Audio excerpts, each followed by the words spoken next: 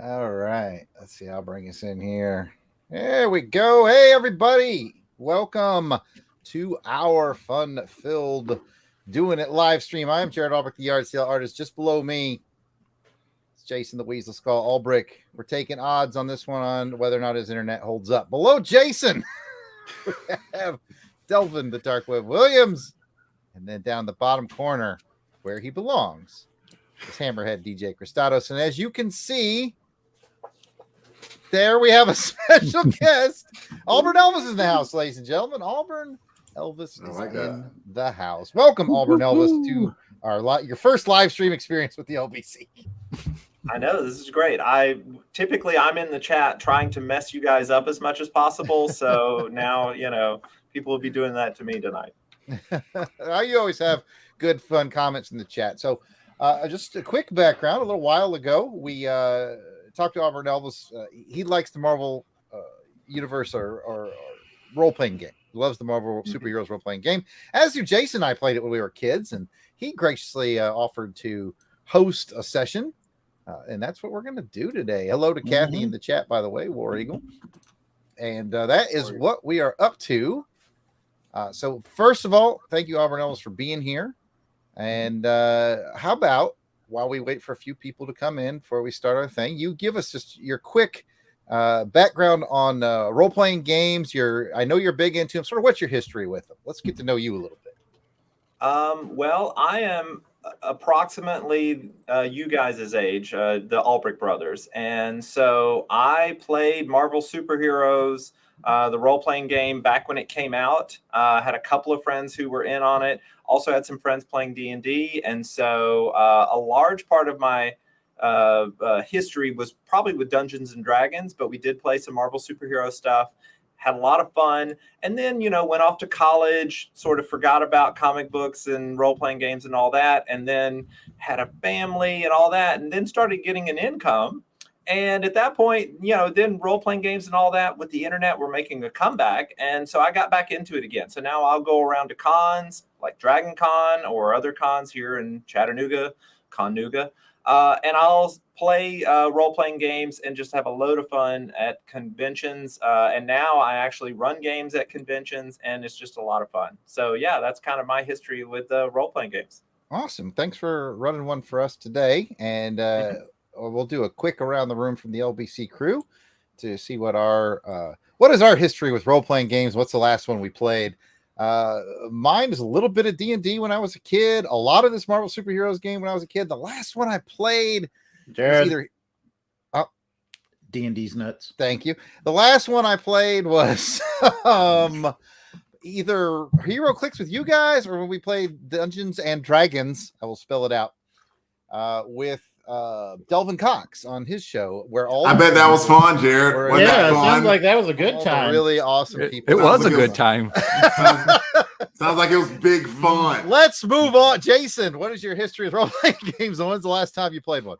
I guess my most recent history is being snubbed with on the Delvin Cox D&D quest there. Shame. Me too, Jason. Me really? too. Okay, so we're very similar there. Yeah, man. I guess I started playing Dungeons and Dragons when I was about 11, 12 years old.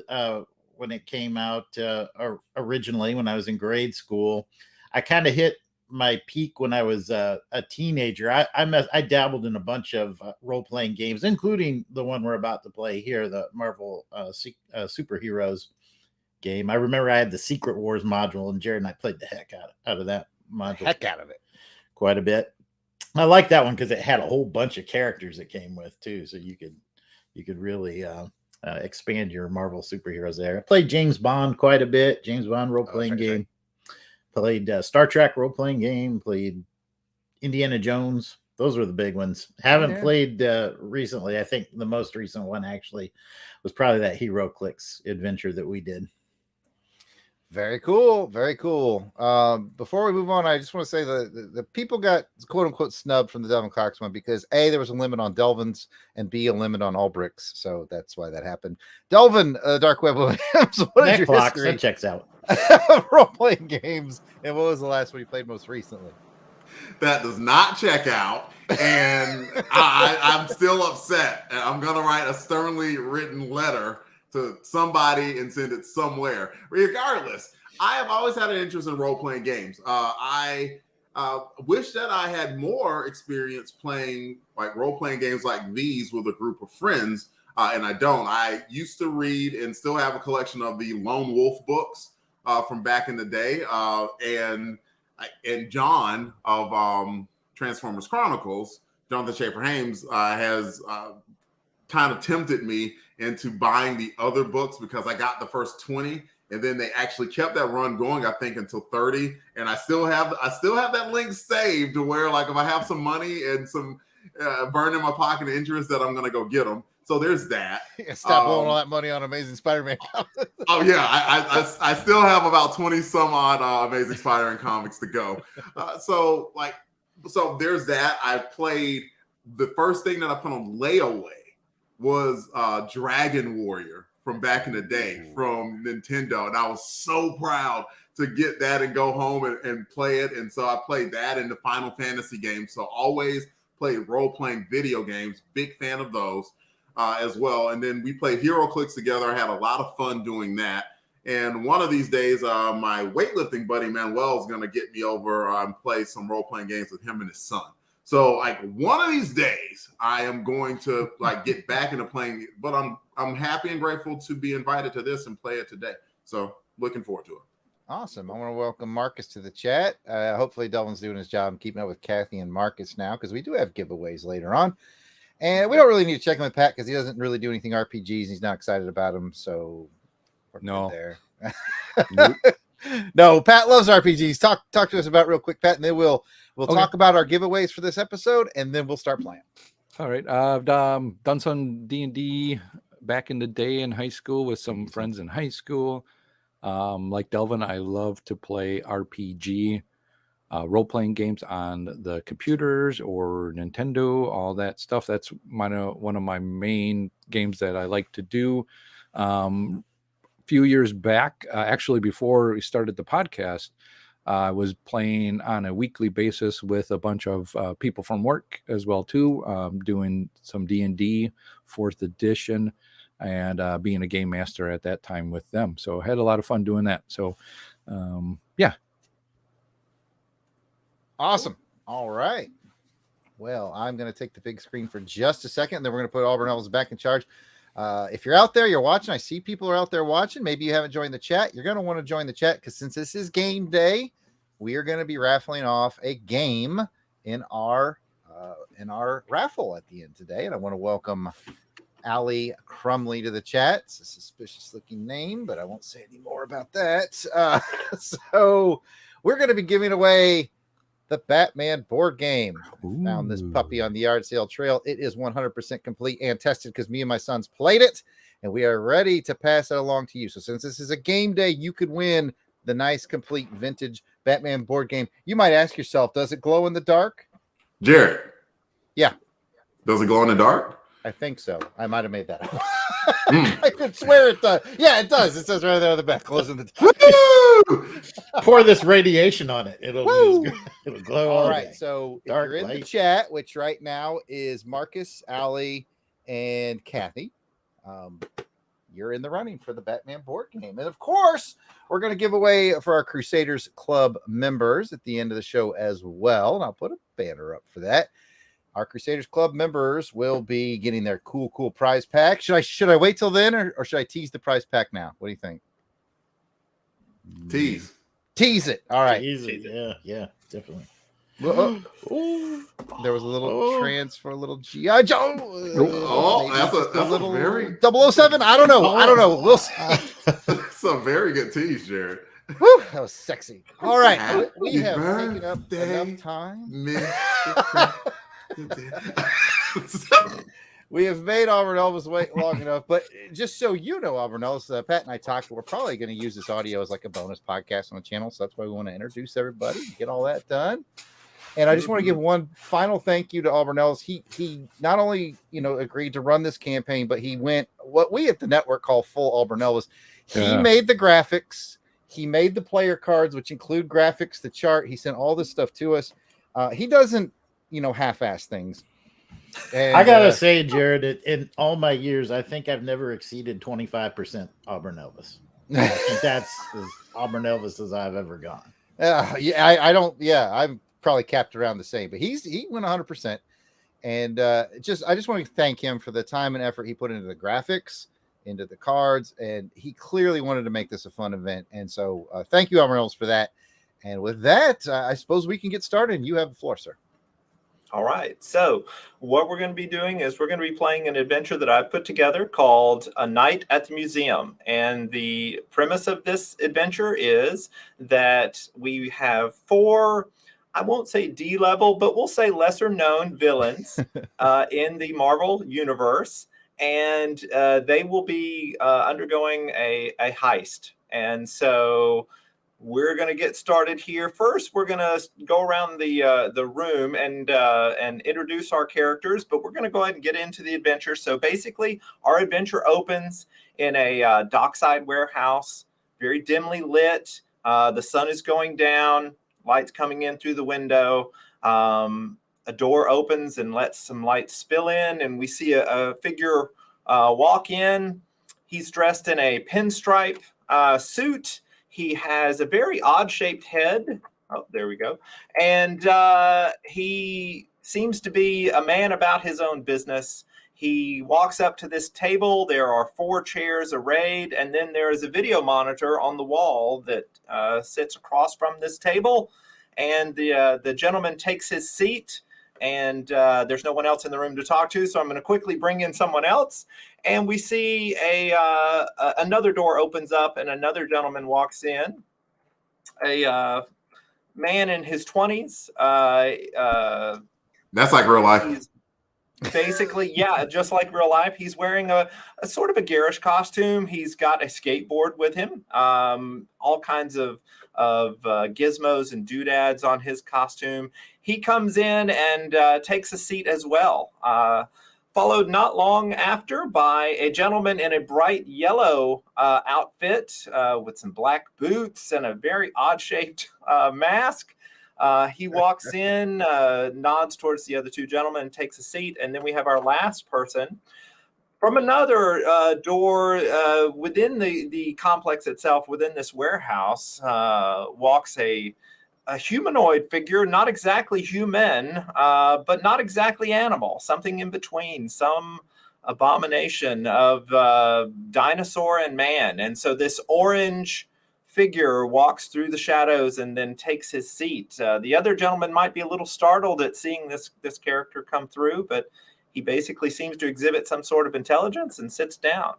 As soon as he sits down and takes his place at the table, the video monitor flashes on, and you see a shadowy outline as if there was a light behind the figure. You can't really make out who the figure is, and the person begins speaking.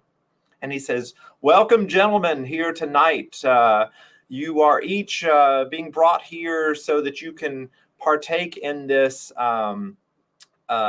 trial of my membership into the Magia criminal organization. Some of you are very familiar with the Magia organization. Others of you might be new prospective members that will also be evaluated on your performance here tonight. Since you may not be completely familiar with each of you and your particular set of skills that you bring to this crew, we'll go around our table and introduce one another." And he'll say, "I believe the gentleman here in the blue pinstripe suit, I believe you were first. Would you please introduce yourself to the group?" And he gestures at you, Hammerhead. Yeah, see, it's me, Hammerhead. Y'all ready for a little heist? Ooh, you look ghostly. Yes. Now, for those of you, we'll jump outside the game right here. For those of you who know the comic books, Hammerhead did for a while. He was the Ghost of Hammerhead. As you see him, he does not appear to be a ghost. He seems to be solid, and very tangible. Oh, yes. Yeah, I'm not a ghost. See. And he would have a bit of a reputation as well, particularly in the criminal underworld, as a one-time member of the Magia. He disappeared from things for a while, but now he seems to be back. So yes, I believe our next person who entered was this gentleman here. Would you introduce yourself, sir? What's up, guys? I know I'm in my 20s, but my hairline is kind of receding, but it's because of worry. Don't really want to be doing this mob thing too much, but since I'm kind of over a barrel, I hope they said over the barrel in the time frame of what you're doing this, then I guess I have to keep going with this, but not too happy about it, I gotta admit. Yep. And some of you would know that he is the rocket racer, that he had a run-in with Spider-Man. He has basically done some small-time robberies and things, but he does apparently have some sort of special powers that, put him into that upper echelon, or that echelon of supervillain. And then we've got our third here, our brightly colored gentleman. Would you introduce yourself, sir? Yes. You can call me Mirage. And pardon my cat, I don't go anywhere without my cat.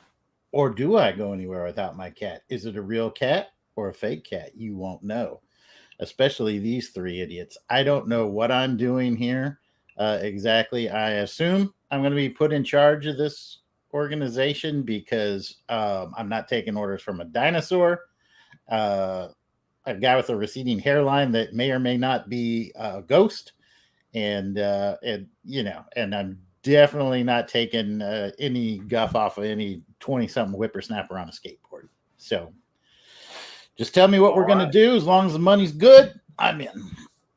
Excellent. Yes. And yes, Mirage, your part of the heist will become apparent here as we explain things further. So thank you for that introduction. And then we have our last I think I'll explain to you what my part of the heist is, if you don't mind. Moving right along, he says, the shadowy voice says, Dr. Stegron, would you introduce yourself? Yes, of course, I am Stegron. I'm surrounded by the stench of human flesh. I have to sit here with these suckers. Clearly, I'm going to be the leader of this organization. I'm highly evolved. The rest of you suck. And I guess I'm going to prove myself to be part of another stupid human organization. But hey, you do what you got to do. Well, thank you. And so the voice, the gentleman the shadowy figure on the monitor says, now, gentlemen, none of us wish to waste our time, so let us get straight into it. And I'll break out of character here, and I'm just going to say that if this were an adventure where we were all around a table, I would probably organically tell you this exposition. But since we're on a live stream, I'm just going to power through this page of exposition so you know what you're doing tonight. So bear with me here. But basically, I'm going to set up the story here in this next part. So back in character. So yes, this very refined voice begins telling you this story. He says, back in 1843, the renowned explorer Sir Herbert Clark embarked on his second and most successful voyages in an attempt to reach the South Pole. Though he never achieved his main goal of reaching the pole, he did discover an exquisitely preserved prehistoric jungle that, through some miracle of science, was locked in its primordial state. Upon his return to civilization, few believed Sir Herbert's outrageous tales of still living dinosaurs and Cro-Magnon humanoids, even though he had documented his discoveries in his book, Herbert's Journal of the Hidden World. Of course, today we know that Sir Herbert had in fact discovered what has become known as the Savage Land, a prehistoric world untouched by modern hands. Purportedly, Sir Herbert had also returned with many wondrous artifacts from his voyage, but before they could be studied and examined by established academies, Sir Herbert met an untimely death. The whereabouts of his artifacts have been unknown for over a century, until the recent death of Artis Van Cleve, the great-great-granddaughter of Sir Herbert's faithful associate Reginald Van Cleve. The executor of Miss Cleve's estate discovered a treasure trove of artifacts that many now believe to be the Savage Land collection of Sir Herbert. Miss Cleve's estate was sold to a private collector who has recently loaned the newly unearthed exhibit to the Museum of Science and Natural History, which you would know is located on 11th Avenue. The exhibit is planned to run for 3 weeks, with the grand opening scheduled for this very night. Gentlemen, your objective is to secure one artifact in particular from this collection.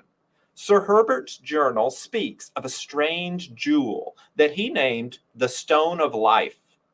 In his writings, Sir Herbert claimed that the stone was given to him as a gift from the indigenous swamp people of that hidden world, and that the stone emits an ever-changing yet incredible primordial energy.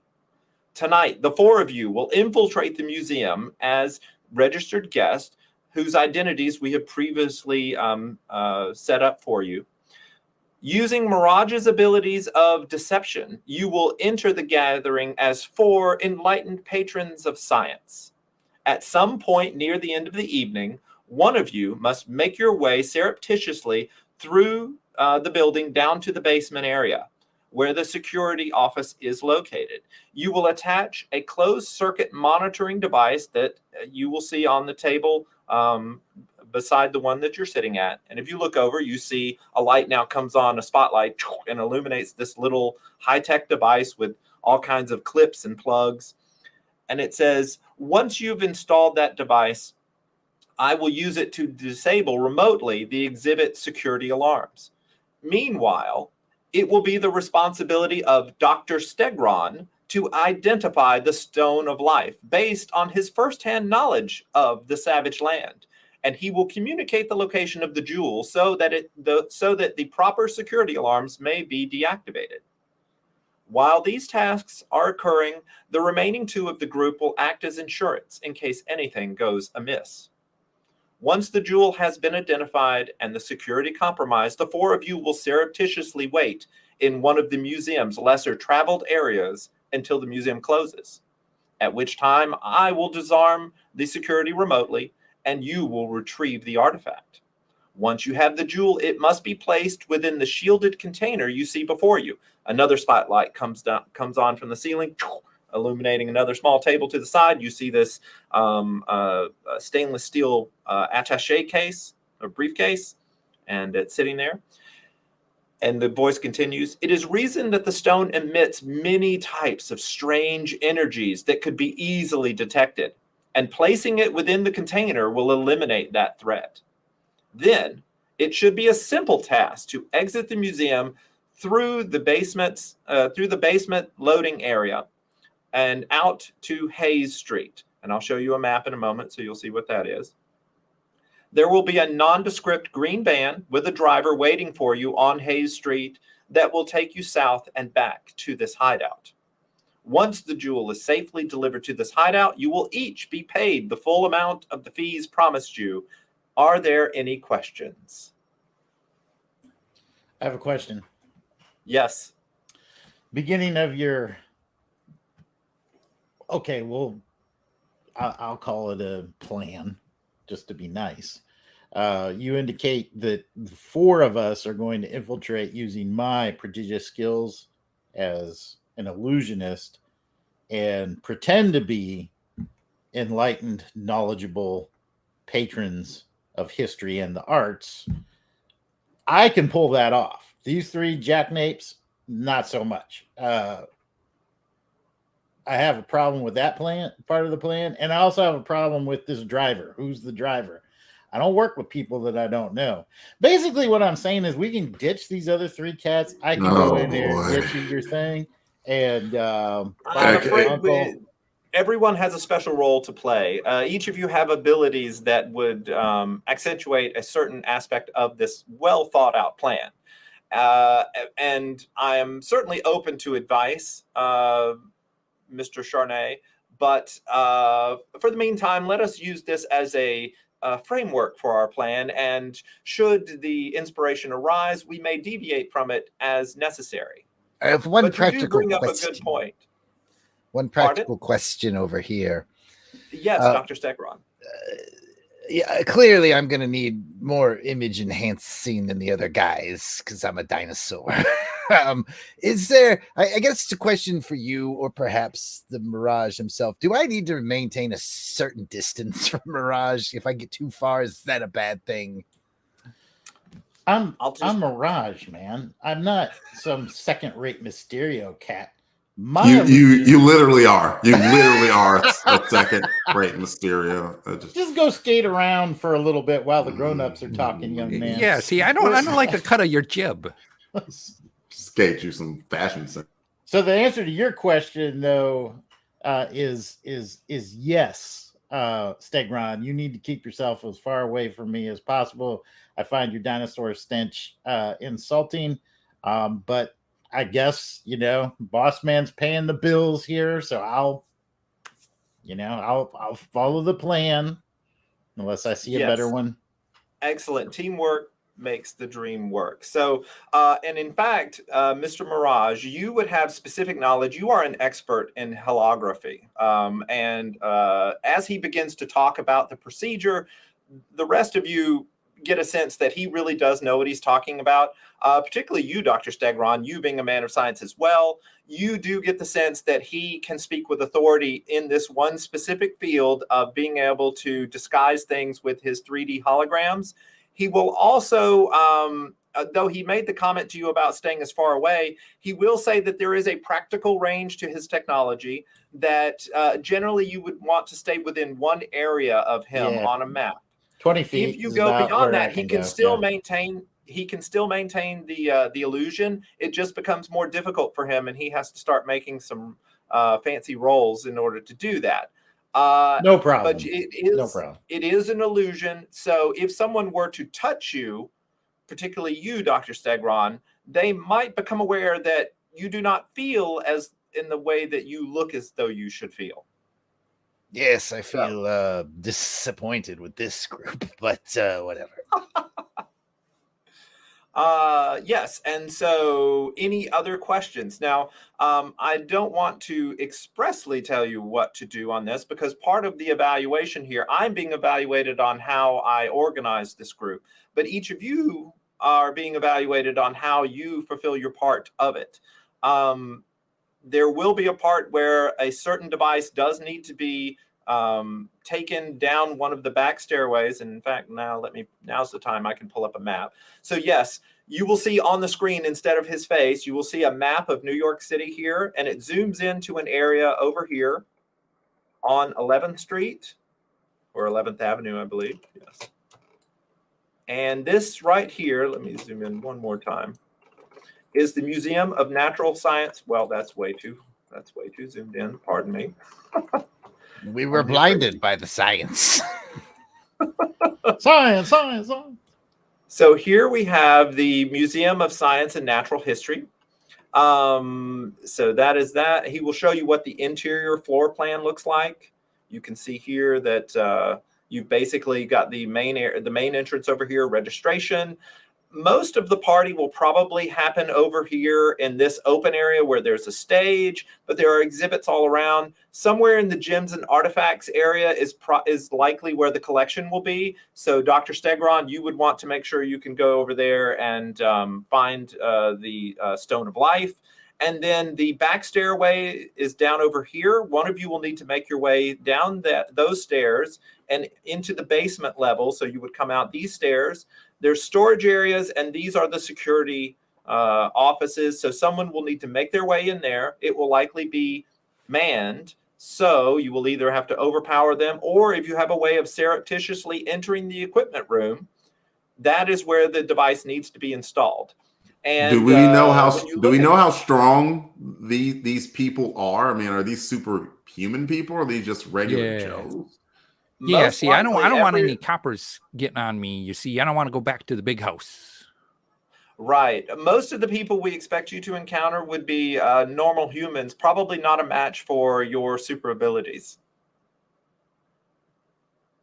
Okay. And since this is the realm of Marvel superheroes, I'm sure that'll remain true and that you won't encounter anyone with superpowers. But yes, that does raise the question of who will be in charge of getting the device into the equipment room down in the basement. And that's something that we should probably identify now. I'm probably too big and bulky for that. It's me. Well, I'm the quickest. of course. You're certainly quickest. You would definitely be a candidate, but I would say that I'm thinking Ghost of Hammerhead. I might be able to. He's not a ghost. Yeah. It said in his Hammerhead power has some set, he special says abilities as well. I have special abilities that allow me to not be seen by any goons out there. So I wasn't paying attention. Yeah. It can reduce his density too, it says. And I thought his only special ability was his enormous head.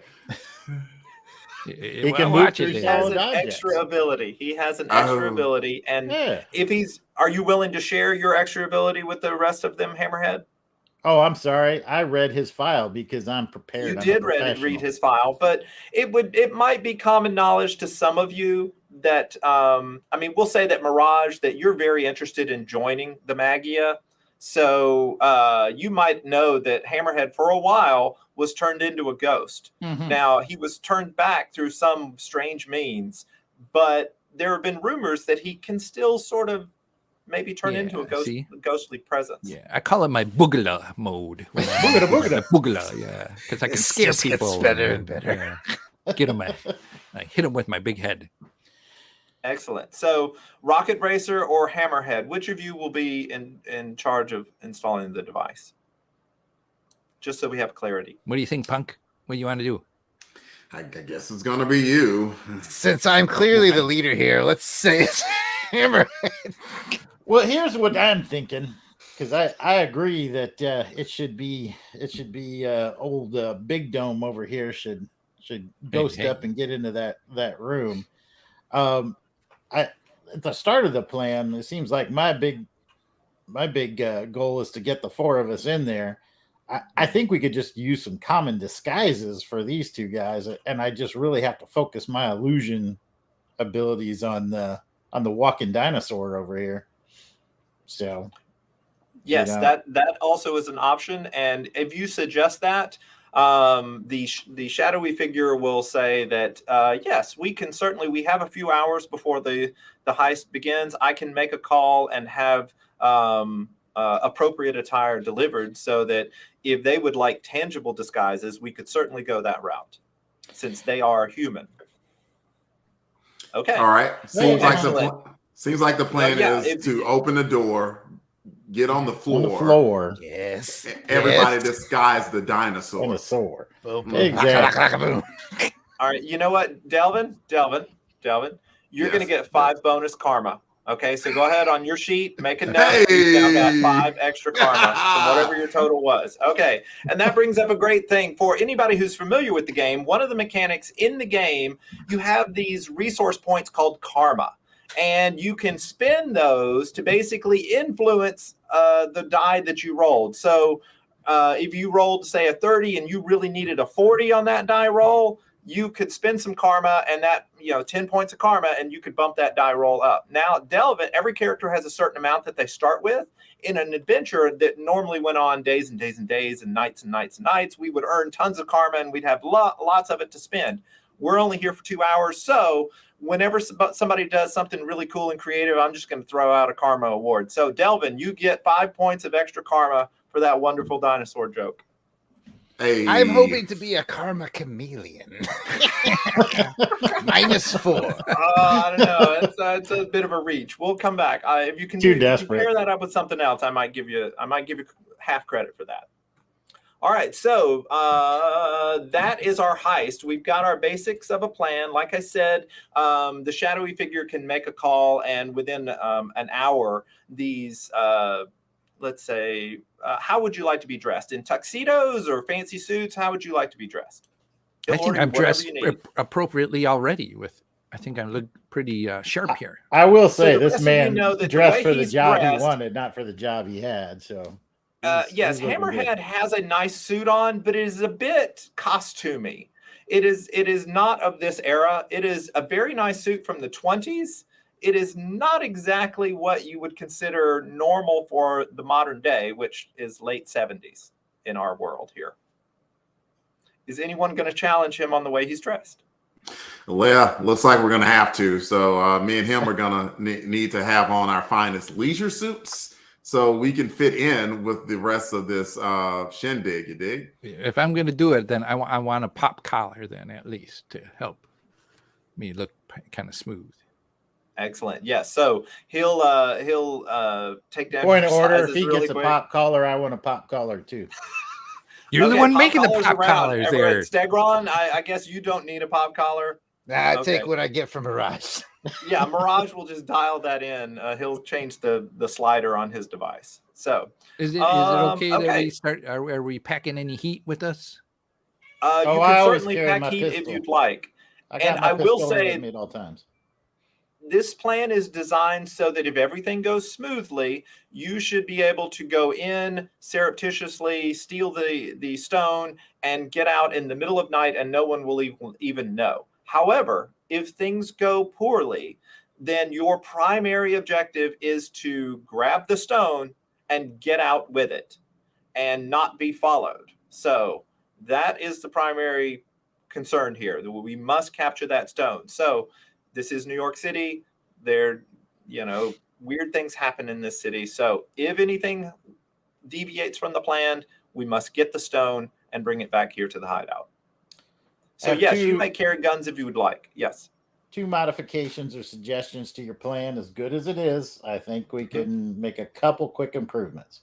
Improvement number 1, I think it probably makes sense for me to disguise both Stegron and myself as security guards. That way we can walk behind the scenes and get back to those back areas without being challenged. Point of order number 2 might be a good use of Rocket Racer skills to be a diversion. See if he can cause a diversion, and while the security's chasing him, he makes his getaway. That's when Stegron and I will make our move and plant the device, or not plant the device, but seek out the stone. Sorry.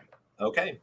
Then it seems like we've got the beginnings of a plan here. We all have our responsibilities. So we'll go ahead and say that time progresses. So after a few hours, these suits arrive, and they are very nice, very well made. They fit almost like a glove for the 2 gentlemen who needed them. Mirage, I believe you're handling yours with the holographics, and certainly with Stegron, you're handling. Is there anything anybody would like to do during the prep time leading up to it?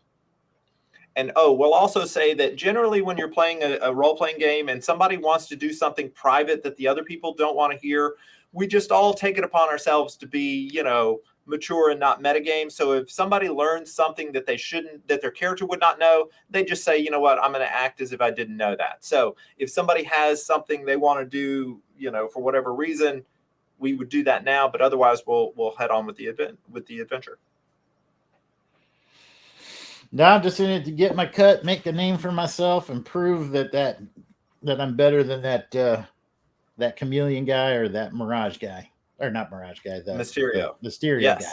Yeah, that's excellent. Well, I see you shaking your head. Don't shake your head. This Mirage, baby. We'll continue. We'll get along with it then. Let's see. Where are we? All right. So, yes, that is the building that we're going to. We will jump over to here and zoom in. So I've got some markers here for you 4 gentlemen so that we can sort of keep track of you. Okay. And let's see, put me down here for right now.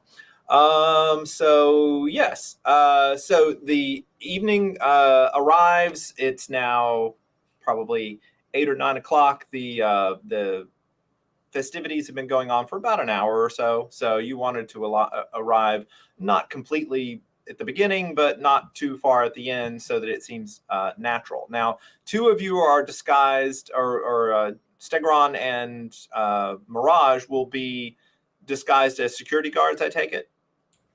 Was that the plan? Yeah, we'll go in as security guards. I mean, I can mix it up because I can change my illusion as needed. Yes, you can. And Rocket Racer and Hammerhead will be disguised as not using the illusion. So Hammerhead has a very distinctive skull. Is there going to be anything done to disguise his appearance for that? Yeah, I'll wear a nice hat fedora kind of a hat. Okay. All right. Yes. And so that would have been provided for you as well. Okay. Then moving right along. So yes, you four gentlemen, we'll say you make your way in. Let's see. We've got Stegron and Mirage. We've got Rocket Racer and Hammerhead. Okay.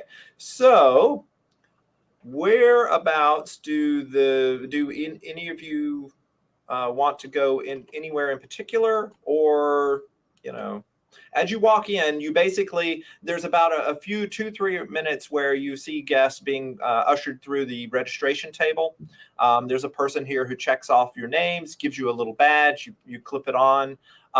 It's a little interesting for Stegron and Mirage because you pick up the badges and you kind of instantly realize, if I try to put this badge on, it's just going to go into the illusion. How do you want to handle that, Mirage?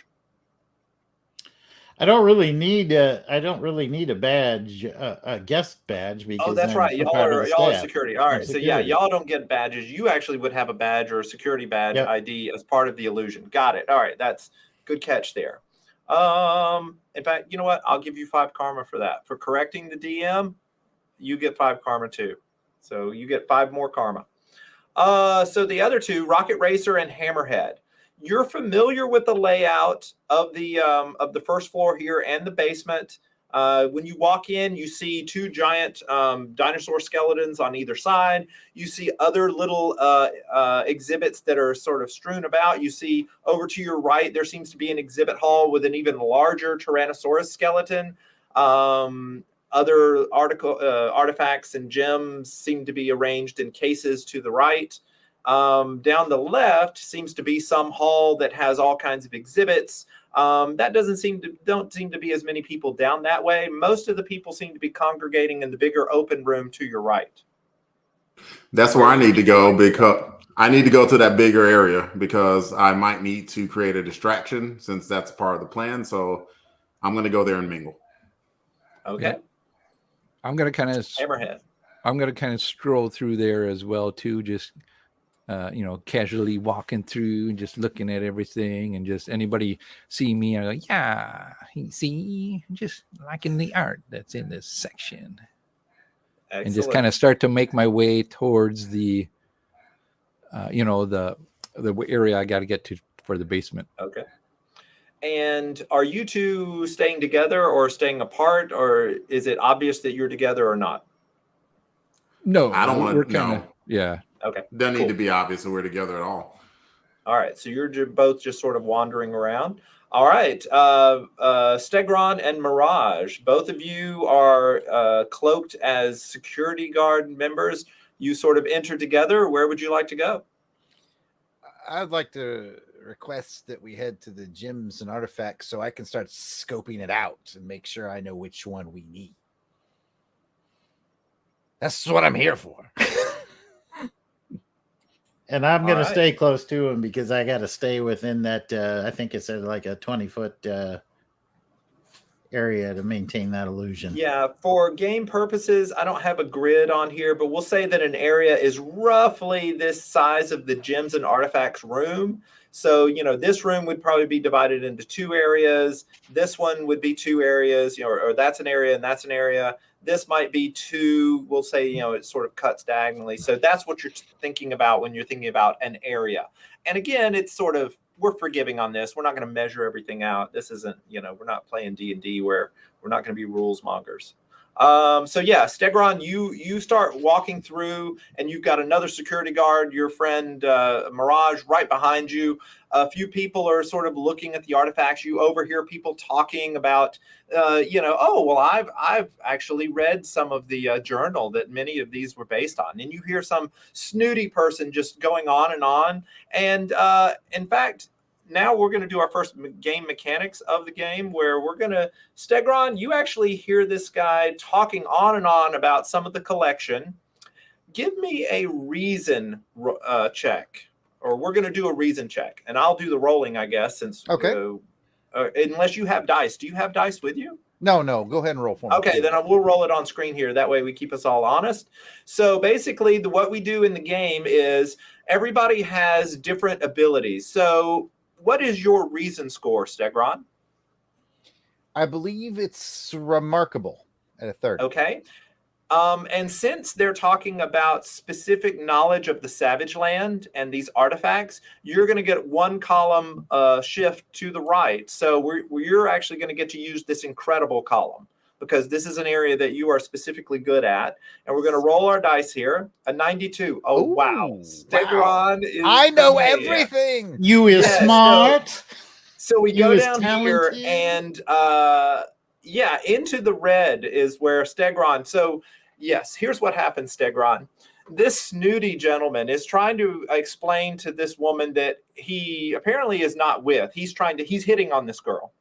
And so he's throwing out all kinds of facts about these artifacts, and every one of them is wrong. And you know it, because you are Dr. Vincent Stegron, and you have the knowledge. So, yes, and he's even talking about, he even points to one of these gems, and he's like, oh, yes, this one here, this is the fabled Stone of Life. And he's pointing to on the far right of the display, and he's going on and on about the stone.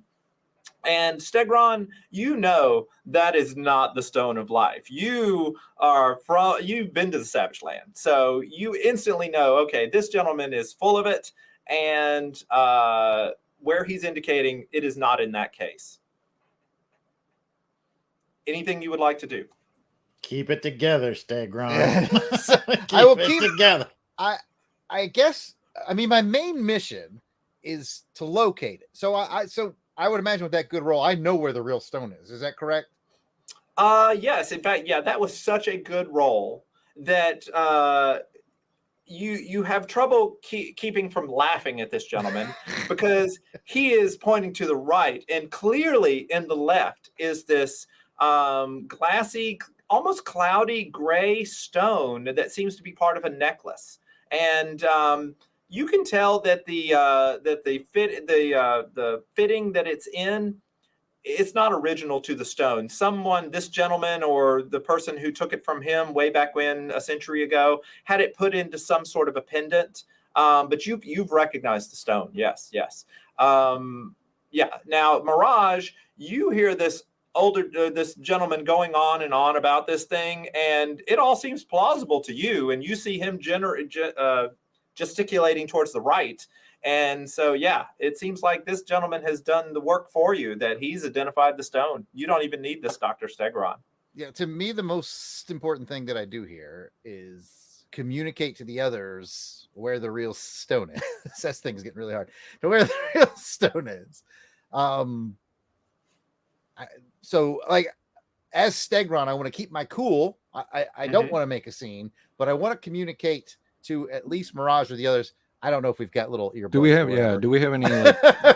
You know what? Ear things would have been just on the cutting edge of technology. So we'll say that the shadowy figure would have provided you with radio transistors that were small enough to fit into your ears. Then I would like to transmit the actual location of our main objective. Like, say something like, "Don't be fooled. This jackass doesn't know what he's talking about. It's the gray one on the left." Type of deal.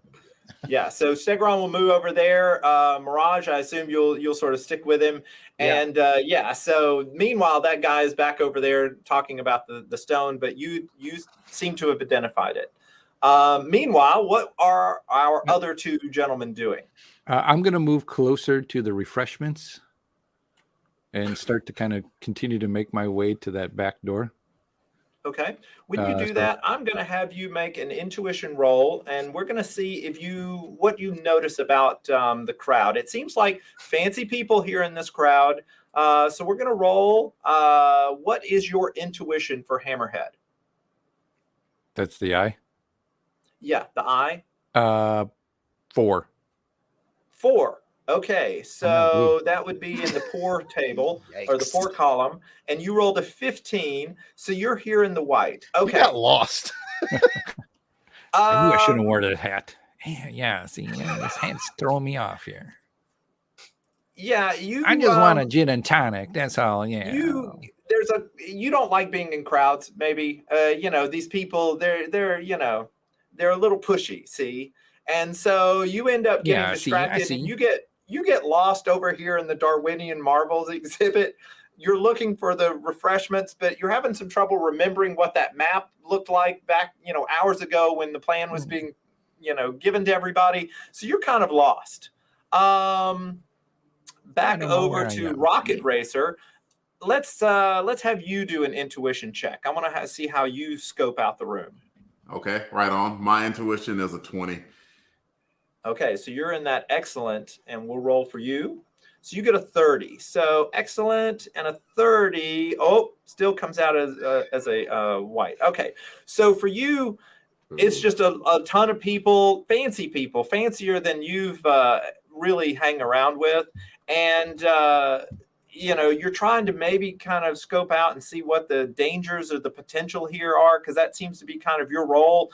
And you're getting a little overloaded, just all these fancy rich people, maybe an old lady with too much perfume wafts by you, and you're like, and so you're sort of just floundering in that area. But you do hear both of you over your little transistor radios that Stegron has identified the jewel, or the stone of life. Okay. I want to make sure. I still want to make sure I'm around like the most populated area, because that's where I think that I need to create a distraction, even though I'm distracted by the horrific skunk-like smell of this woman's perfume. Yeah, so you're trying to escape that. So you go closer to the stage, which does seem to be more people.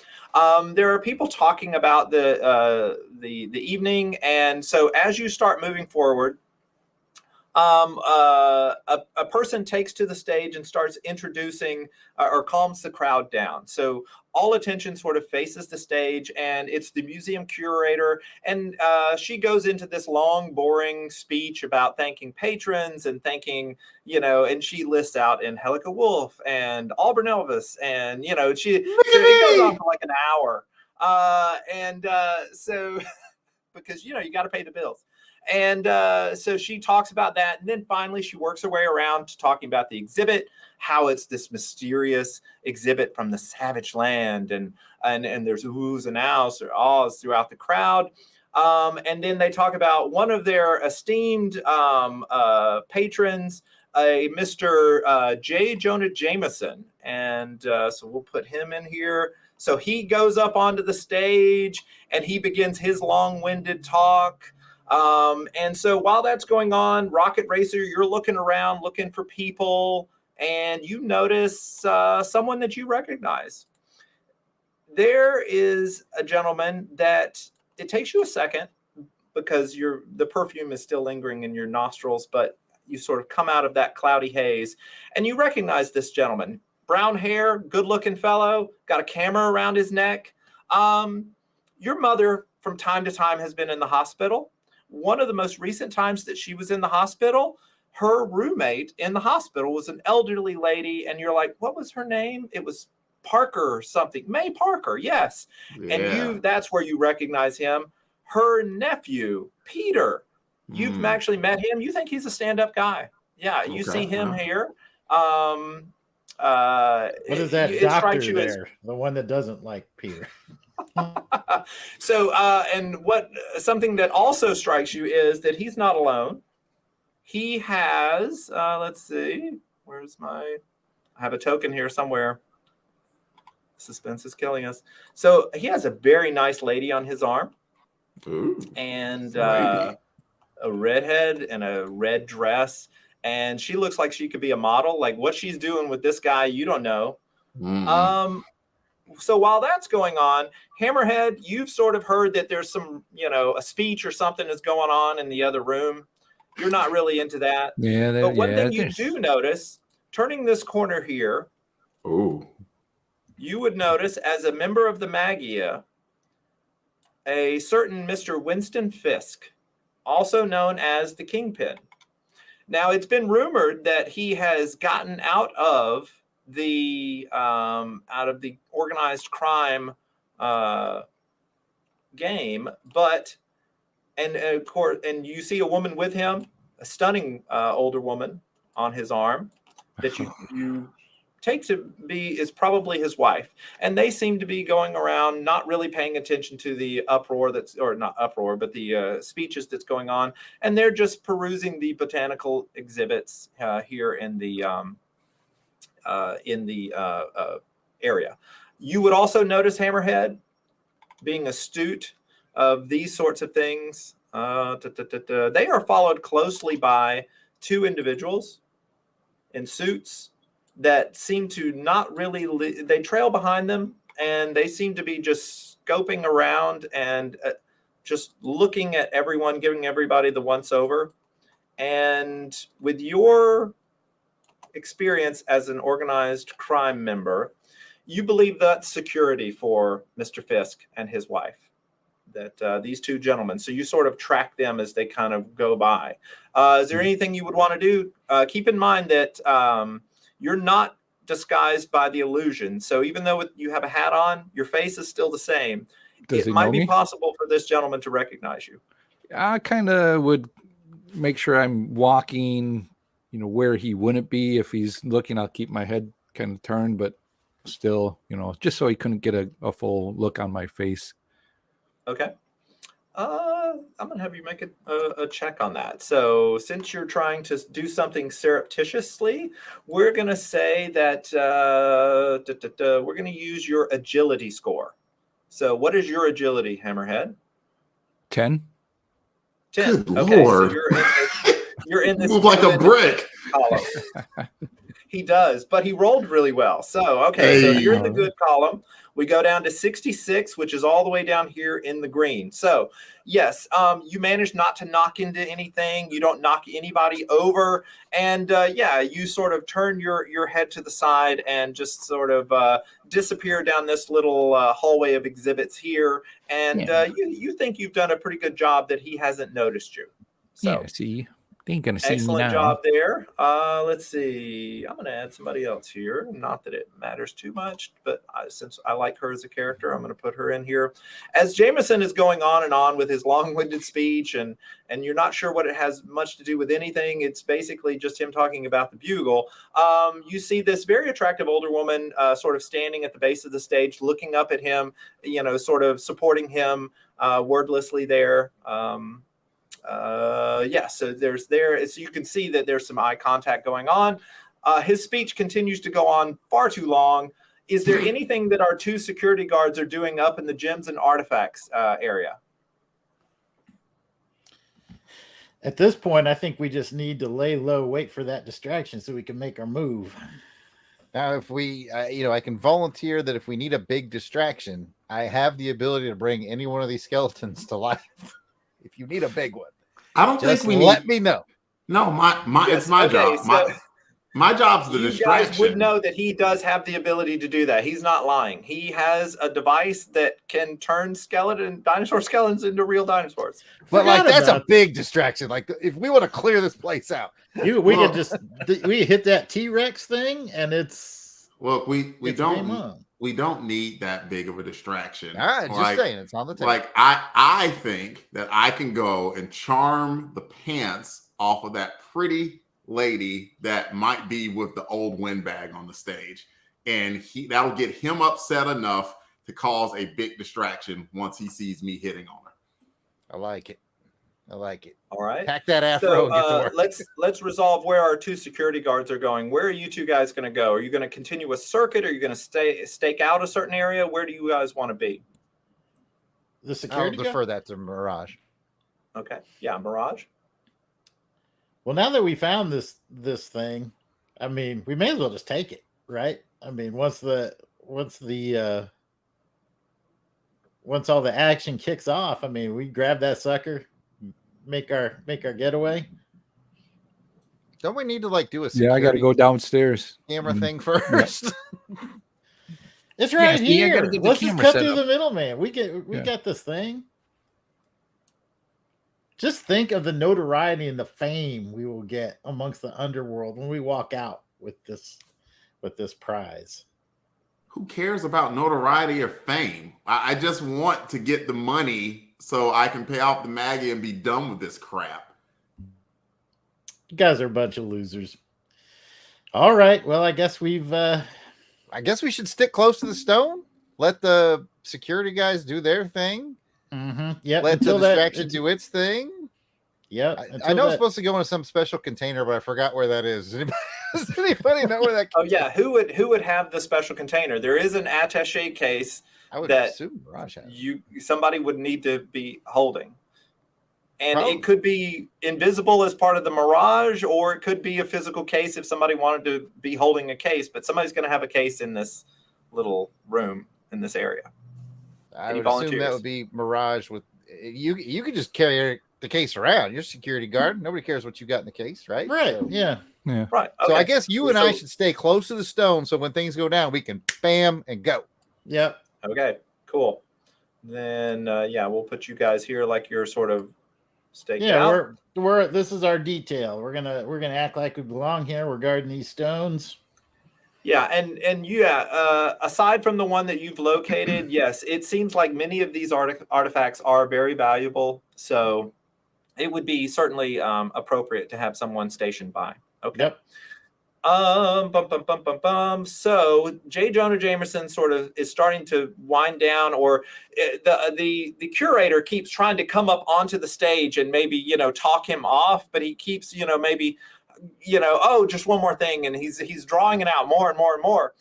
While that happens, so I believe Rocket Racer, your plan was to do what? Something with Jameson or something with Peter and Mary Jane? No, something with Marla. I want to make a with move. Marla, with Marla. That lady, that attractive lady. Wow. Mm-hmm. Okay, you went in a different direction. That's awesome. Okay, so yes, while you're sort of in the middle of everything going on, you notice that the gentleman Peter, he suddenly looks around like he's noticed something. Now he is a photographer, and that. So he says something to his date and begins to walk this direction. And his date does not seem pleased that he has done that. And so she starts looking around, and she makes eye contact with you. Mirage is going to intercept. He's going to get that one. All right, so Peter is leaving this room. We'll say these four people have continued their walk around. They have maybe come over into the main room here. Put these gentlemen over here as they're sort of flanking them. So you see him disappearing kind of, actually, we'll say he gets to about right here. And then, let's see, who does he in? Oh, yes, he encounters this gentleman. So you see a tall, blonde-haired gentleman who has a woman that's probably too young for him, a date on his arm, and he's got a drink in one hand, and he reaches out and grabs at Peter as he goes by. And let's see, make a intuition roll, Delvin, or actually, I'll make it for you. Okay. We'll see what is your intuition again?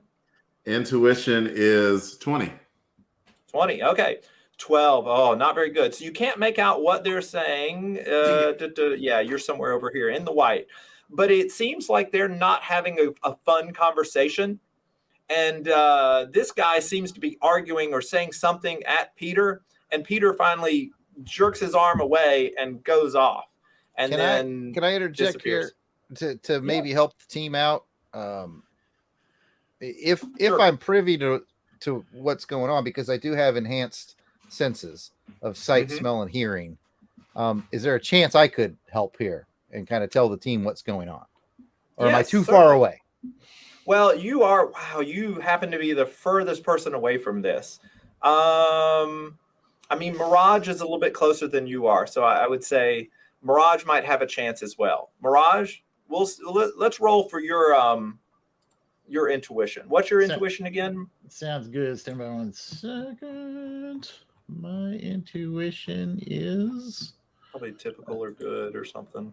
Oh, hold on. Here it is. It's typical 6. Okay, maybe we'll roll high. 10. All right, yeah. Some of these rolls. Dang. You don't even know I rolled my own dice. I rolled a 97. Oh, okay. Well, actually, yeah. If you want to roll your own dice, we'll let you roll your own dice. But otherwise, kidding. you I think don't he's have my cheating? own All right, dice Jared's yet. giving me No, the I'm- signal that you're cheating. No, we're not going to allow that. Jared knows how this goes. All right, he's played. Yeah, he's played with you before. Okay, so yeah, nothing really seems to come of it. It seemed like maybe that one guy had too much to drink and was arguing with that guy, that nice poor boy that you know. But anyway, Yeah, who he cares? disappears. Somebody get this Hammerhead guy Yeah, I keep to the wanting to move. stupid room where he can put the Yeah. stupid camera. Okay, yes, we- Keep it Hammerhead. moving. You have This seen is Winston listening. Fisk has now passed you by. It doesn't seem like he or any of his men noticed you. Is there anything you would like to do?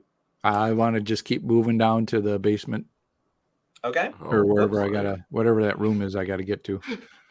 Yeah, so you would be able to move through here, go in here. And now once you get over here, you pass the refreshments.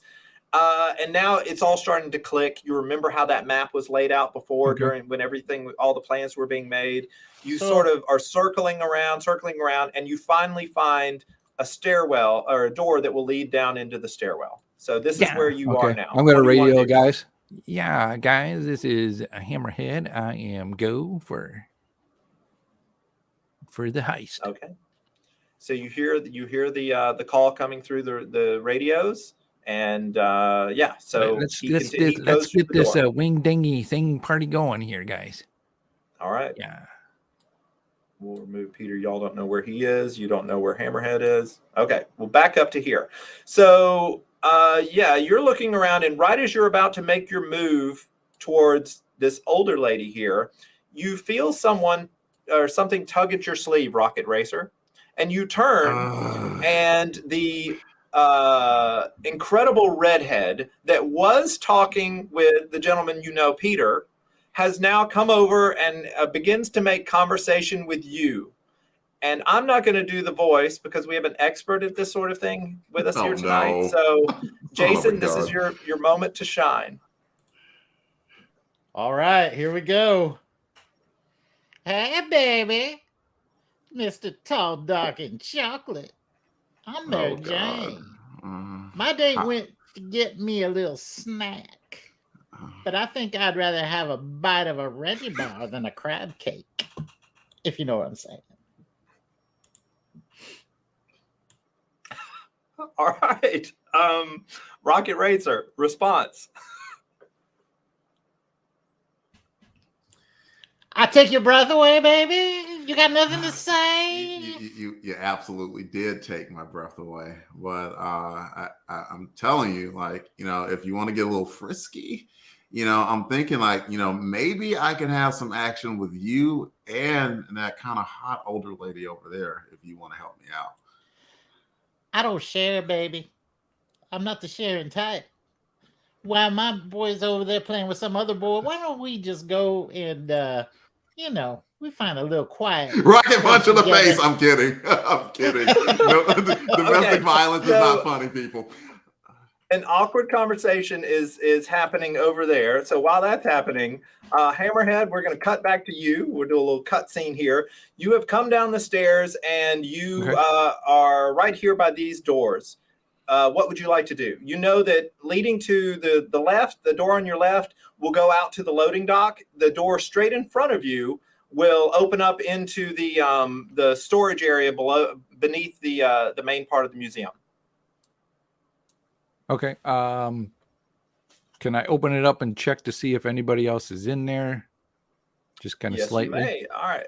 So you're going to be all stealthy. So we're going to roll a. Let's see. Let me get this out of the way.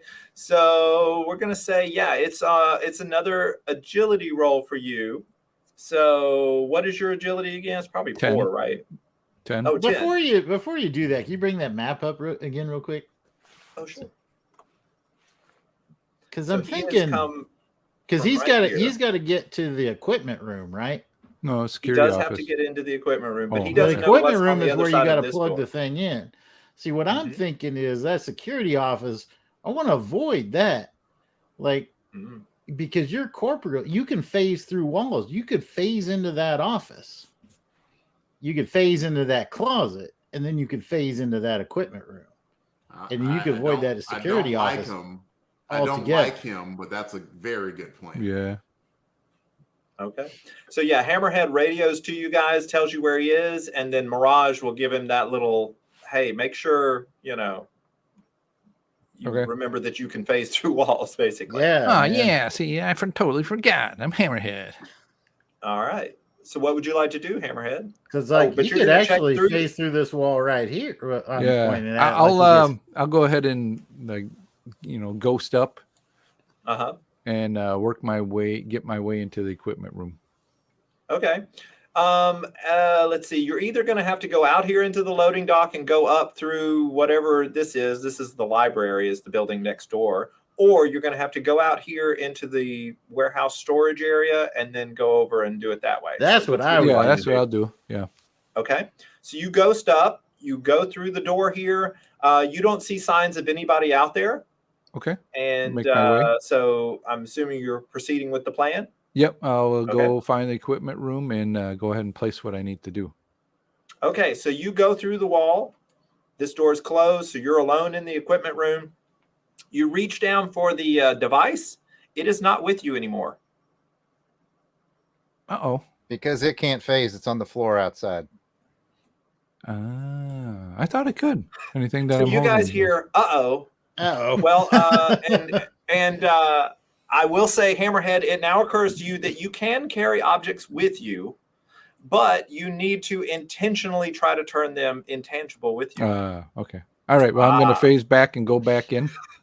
Okay. I was gonna say I This is read the second, that. guys. That's Yeah, like, see, I read he could phase those things. I duped He myself, can. guys. I duped myself. All right. So you go back, and sure enough, the device is sitting on the ground. Nobody has noticed it yet. You've been quick enough. So yes, now if you're going to attempt to turn the device intangible with you, we're going to do a powers check on your ability. So what is your density control power level? I believe it was remarkable, wasn't it?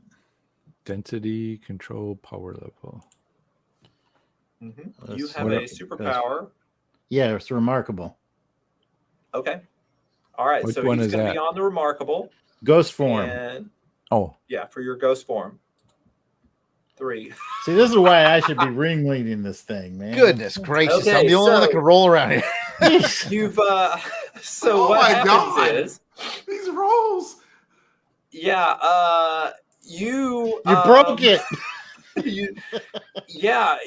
your hands go into this device a little bit, and you hear some popping and cracking inside the device from your fingers, because you're trying to change your density and this density, and you're not matching it up at all. And you feel like something might have come a little loose inside the device.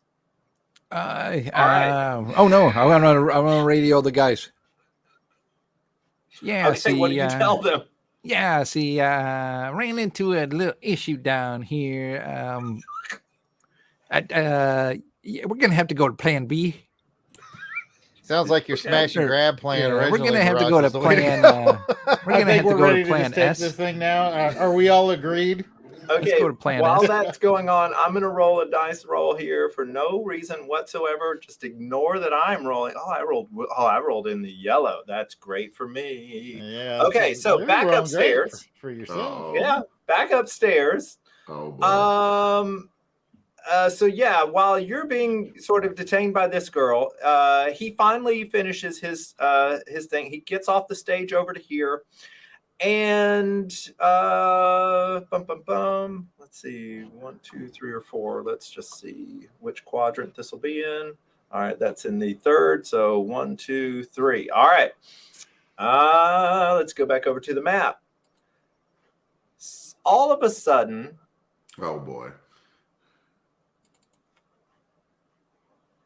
you hear Son of a Rocket Racer from above. You hear a voice, a very familiar voice. Oh no. Above you, and it's coming from above you. And let's see, what pithy thing would this voice say? He would say something very clever. Ain't got He time would for say his something S. about and he would say If it's goodness, crab cakes I you're have- looking for, never mind. Nope, never mind. We're not gonna... he would so he's gonna say Hey, Rocket Racer, what's the hurry? What's all the hubbub, bub? And yes, and and you hear this shouted out above the noise of the room, and you look up, and staring straight at you, adhered to the ceiling of this auditorium area, is the one and only Spider-Man. And he has identified you as who you are, because you have something over your costume, but your face looks just like Rocket Racer's face. Spider-Man seems to have clued in on you. All right. So at this point, what do you want? Anything you want to do immediately, you can do. Otherwise, we're about to go into combat. What would you like to do, Rocket Racer? I don't want to fight him, but I do need to create a distraction. This could just be the distraction we need. Spider-Man could be the fifth accomplice. I agree. So we need to make a big distraction to distract Spider-Man. So I very quickly mouth the Stegron, you need to animate a dinosaur. Okay. So at this point, we're going to enter combat, but let's take a break. Do we do like shout outs to people in the middle of the show? Because we're essentially in the middle of the show, right? Yeah, now's a good time to remind everybody that hop in the chat if you can, say hello. We're going to be giving away this complete Batman board game, since this is our game day, to people in the chat. We'll have a raffle at the end for that, and then we'll do a raffle for our Crusaders Club members. They get a cool prize package, and if you're interested in getting in on that banner is at the bottom of the screen as well. Am I forgetting anything else, fellas? Don't forget to hit and subscribe that like button. That was too slow to get you to the main screen. Just waving at everybody.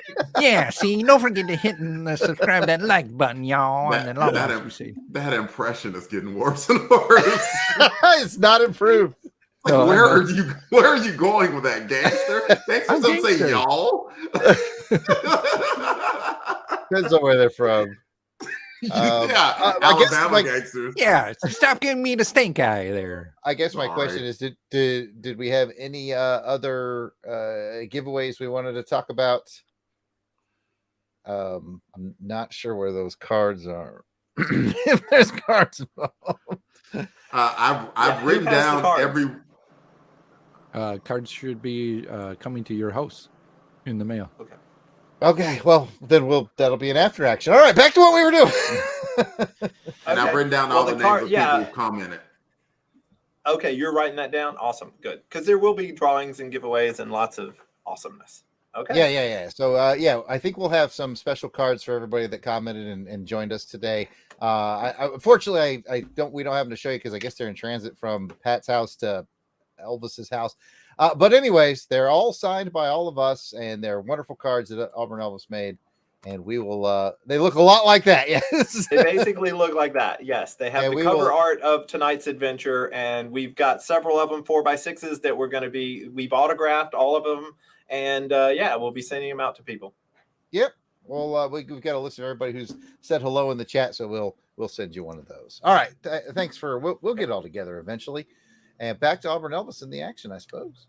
Okay, yeah. So now we're going to do combat here. So, so Spider-Man has emerged. Before we do, could I maybe, before we resolve the violence here, maybe a plan B that I could discuss with the fellas before we roll into this? If it's something where you think you would have come up with something ahead of time, hey, in case any superheroes show up, we need to do this. Sure, go ahead. Well, I think I could, on the spur of the moment, just say, "Hold up, guys. Stegron, take my position.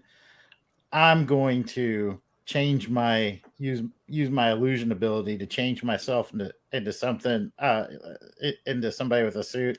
I apologize in advance, Delvin. I'm gonna have to use a little blackface because I've got to pretend like I'm your uncle, and I'm gonna go. And I also happen to be a lawyer, and I've taken a very, very keen interest in making sure you go right, young man. And I'm going to be very upset that Spider-Man is going to just call you out because you just happen to be here trying to expand your knowledge and get some culture here with your uncle. How dare he just vigilante up and come into this place and put all these people's lives at risk? It's very Al. It's very Al Sharpton of you. I mean, but we could, on the alternative, animate a freaking dinosaur. if the skates don't fit, he must quit. That's true, and Spider-Man has been known to just burst into through a skylight, and without even asking questions, Jonah just start Jameson beating right people up. here as my witness, that he did it all the time in the 70s. That's for sure. Yeah. Quick vote, guys. Would we want to pretend about that plan and shame Spider-Man into stopping, or do we want to animate a dinosaur? And I want to animate a dinosaur. I'm up for dinosaur animation. Dinosaur it is. My plan is the better plan. Dinosaur. But I kind of go animate into a dinosaur too. So let's animate. Here's how combat works in this game system. Basically, all of you guys have to declare verbally what you want to do on this first round. I, as the judge, the game master, I am doing the same thing. I'm just not saying it out loud, but I'll basically be saying, okay, here's what Spider-Man or the other people that aren't you guys will be doing in this first round. Then we will roll initiative, okay? And so initiative is basically, we'll just go down for you guys. So Jared will do the initiative roll first for you guys, and we're going to have a roll, and it will be compared to my roll, and we'll see who goes first, either your whole team or my whole team. If you want to change something that you had already said, okay, I'm going to do this thing, but now that I'm going first, I want to do something different, you can make a change to what you were going to do. But if it's really different, then I'm going to shift you over in the columns if we have to roll for it. So because you're having to change on the fly is basically how this game system works. So at this point, everybody think about what is your character going to do in this first round? And a round is about 3 or 4 panels in a comic book is in this game.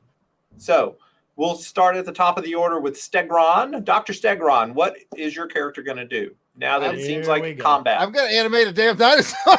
Okay. I want to Mirage, what are you going to do? So we can get out of here.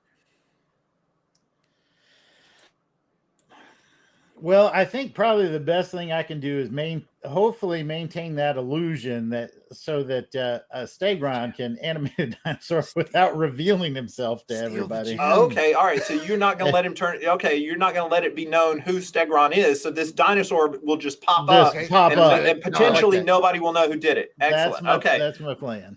Rocket Racer, what are you going to do? While the dinosaur's being animated, I'm gonna snatch up Mary Jane and try to rocket towards the exit to give Spider-Man 2 things to think about. Okay, all right, I like that. And then let's see, Hammerhead, you are down below, but I gotta make my way up. Oh, can I? Yeah. Downstairs, you would hear excitement coming across your earpiece that something is going on upstairs. Okay. I want to just plug the thing in, man. No, I can't. I broke it. You broke You don't know it. You don't know it's broken. You don't know it's broken until you plug it in. What do you want to do, Hammerhead?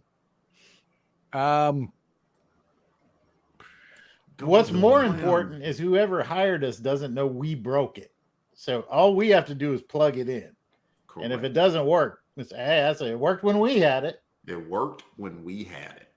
Now, I will also remind each of you that your escape route was going to be, let's see, over here on this street here. This is the building you guys are in right there. And the basement exit leads out to over here. All right. And so probably in this parking lot, there's a green van that you guys are going to meet up with, and then it will take you south. And that's your escape plan. Just letting people. I'm sorry. I think Rocket Racer could probably just get away on his own faster. I can, but what I'm gonna when I take Mary Jane and scoot out, I'm gonna take a circuitous route, just drop her off somewhere and then hightail it to the van. Okay. All right. So, but Hammerhead, what do you want to do? I didn't get what you were going to do. So I can get out in the basement. Yeah, from the basement. Yeah, from the basement, you could come right upstairs, and that would put you in this corner down here where you came up. All right, I'll do that. Okay, so that's what you're going to do. Let And me I'll think be about what. all my Hammerheady. I'll be the ghost of Hammerhead. Okay. All Ghosty. right. So, all right. I know what Spider-Man's going to do. So now we're going to roll. So the way we do this is, let's see. Stegron, what is your intuition? Please hold. It's a what? Hold on a second. He's looking it up. All right. I'm going to go ahead. Dinosaur. I was on the wrong tab. I have good intuition. Okay. So you have a 28 total.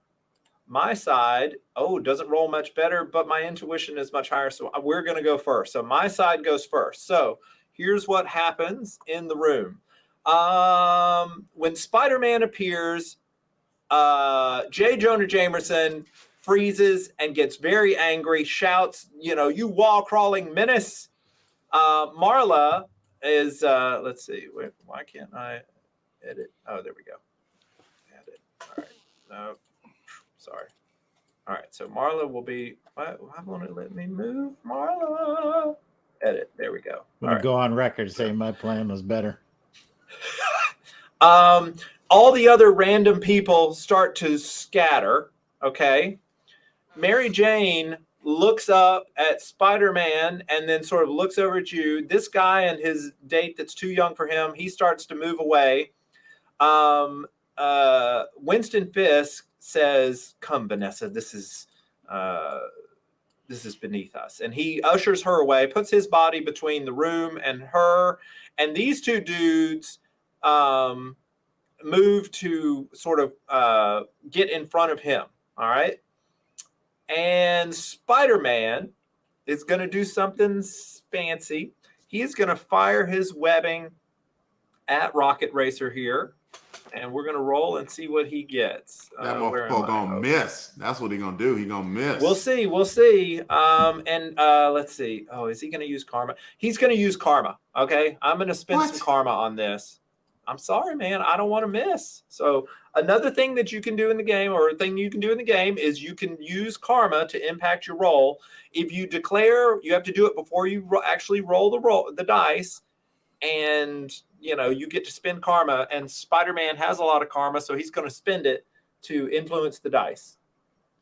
All right, he rolled really well, so it didn't really matter, but still. That, all right, so he was shooting his web at you. And he's amazing at that, both figuratively and literally. So he gets in the 81, and he has to spend at least 10 karma because he said he was going to do that. So that puts him up here to a 91.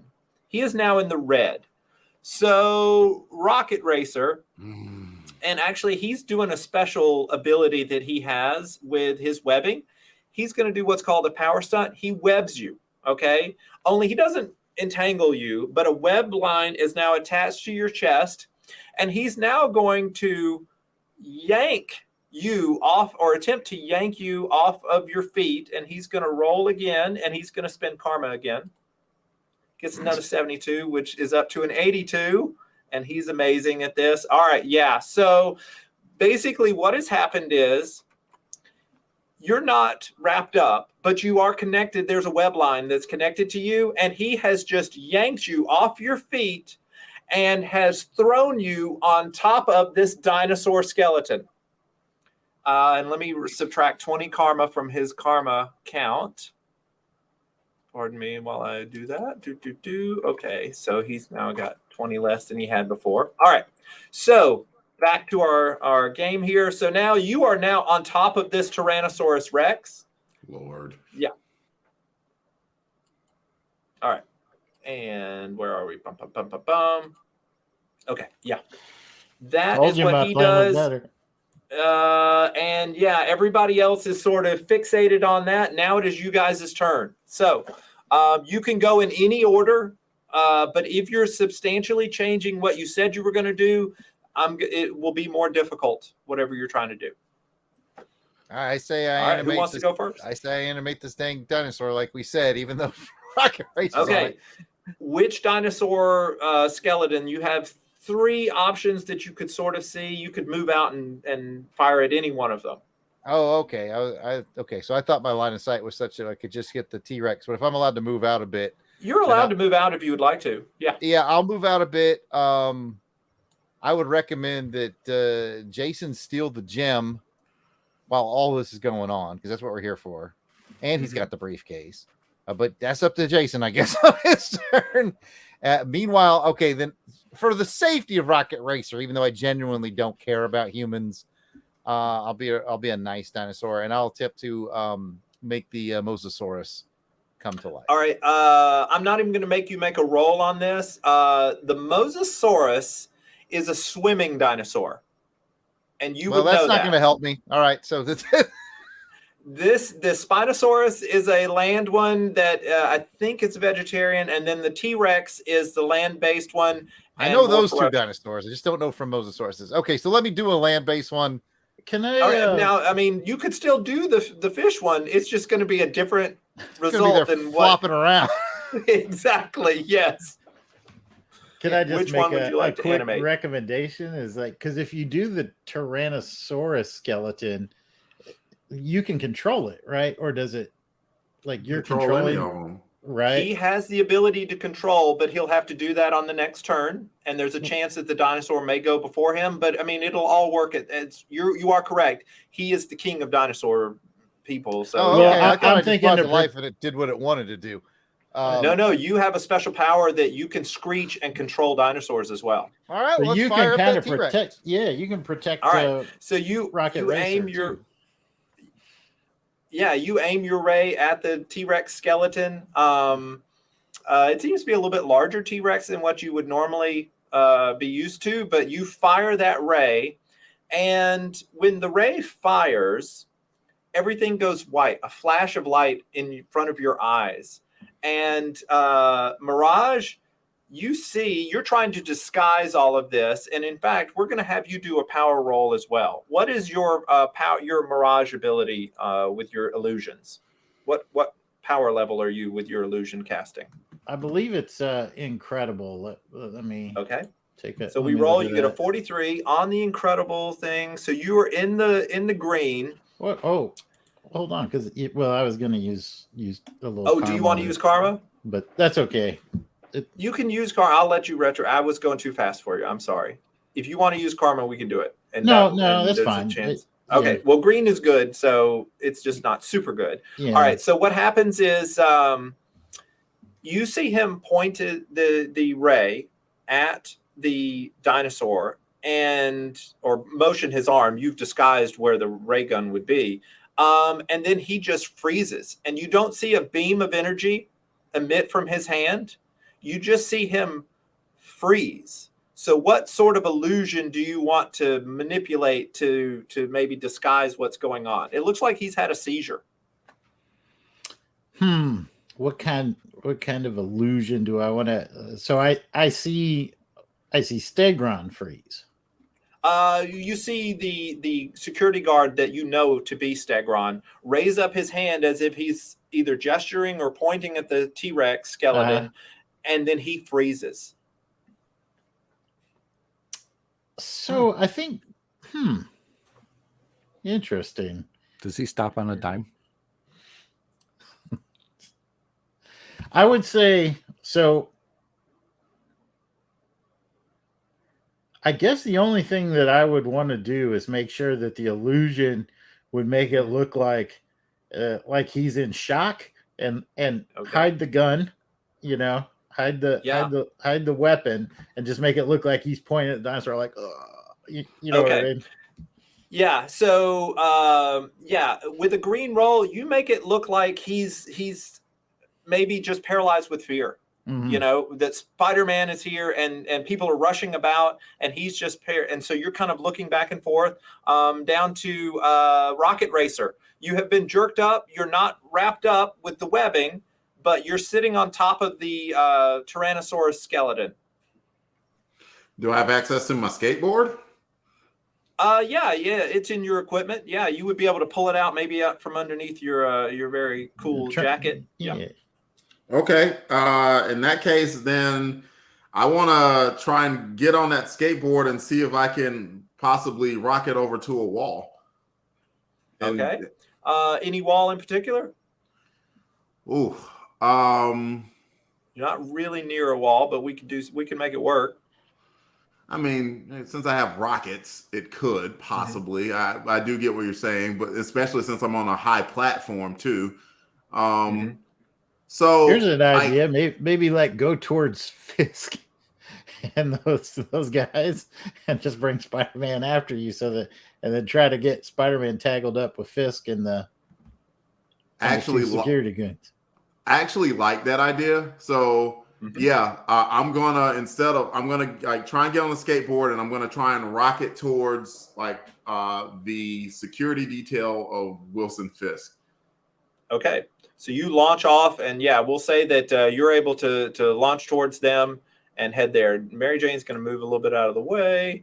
Spidey is basically saying, "Come on, Racer, come along quietly. There's no need to make a scene.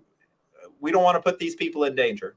So that's what he says to you. Hammerhead, you are down below. You hear everything sort of going crazy up above through your earpiece. What are you going to do? Oh, you were actually right there. So yeah, I'm going to get up as quick as I can and go in. Well, we haven't gotten nobody's taken anything yet, but I just want to get up, see what's going on. Okay. Or, and work we'll say my that way. you get right out here, and when you open this door, you hear commotion. You see people just running down through the exhibits, maybe knocking a few things over, and you hear people shouting, "Spider-Man, Spider-Man!" So that's round one. That's everything that's happened in round one, except for Dr. Stegron. So what has happened with Dr. Stegron is everything is white, and then all of a sudden your vision clears, and you see, let's see, where's my Stegron? Boom, boom, boom. You're standing in the middle of a temple that you recognize, a courtyard. This is the courtyard of the snake god in the Savage Land. And standing before you is a giant dinosaur. And it's looking at you. And everything is sort of white, like it's maybe snowy, and you feel kind of cold.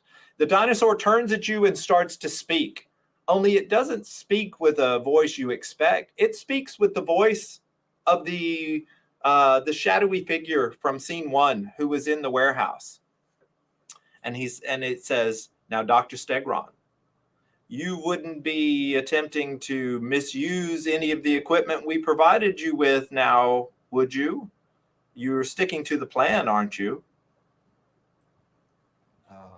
Maybe I should have paid more attention.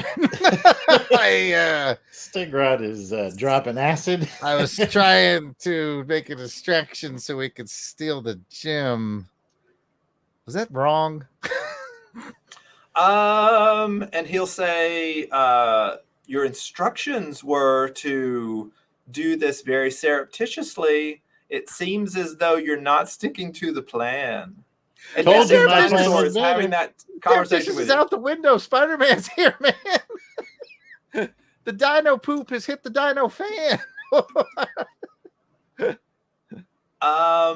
Okay, so what we're going to do is you're trying to convince him that everything is going well. So what we're going to do is we're going to bring up a roll.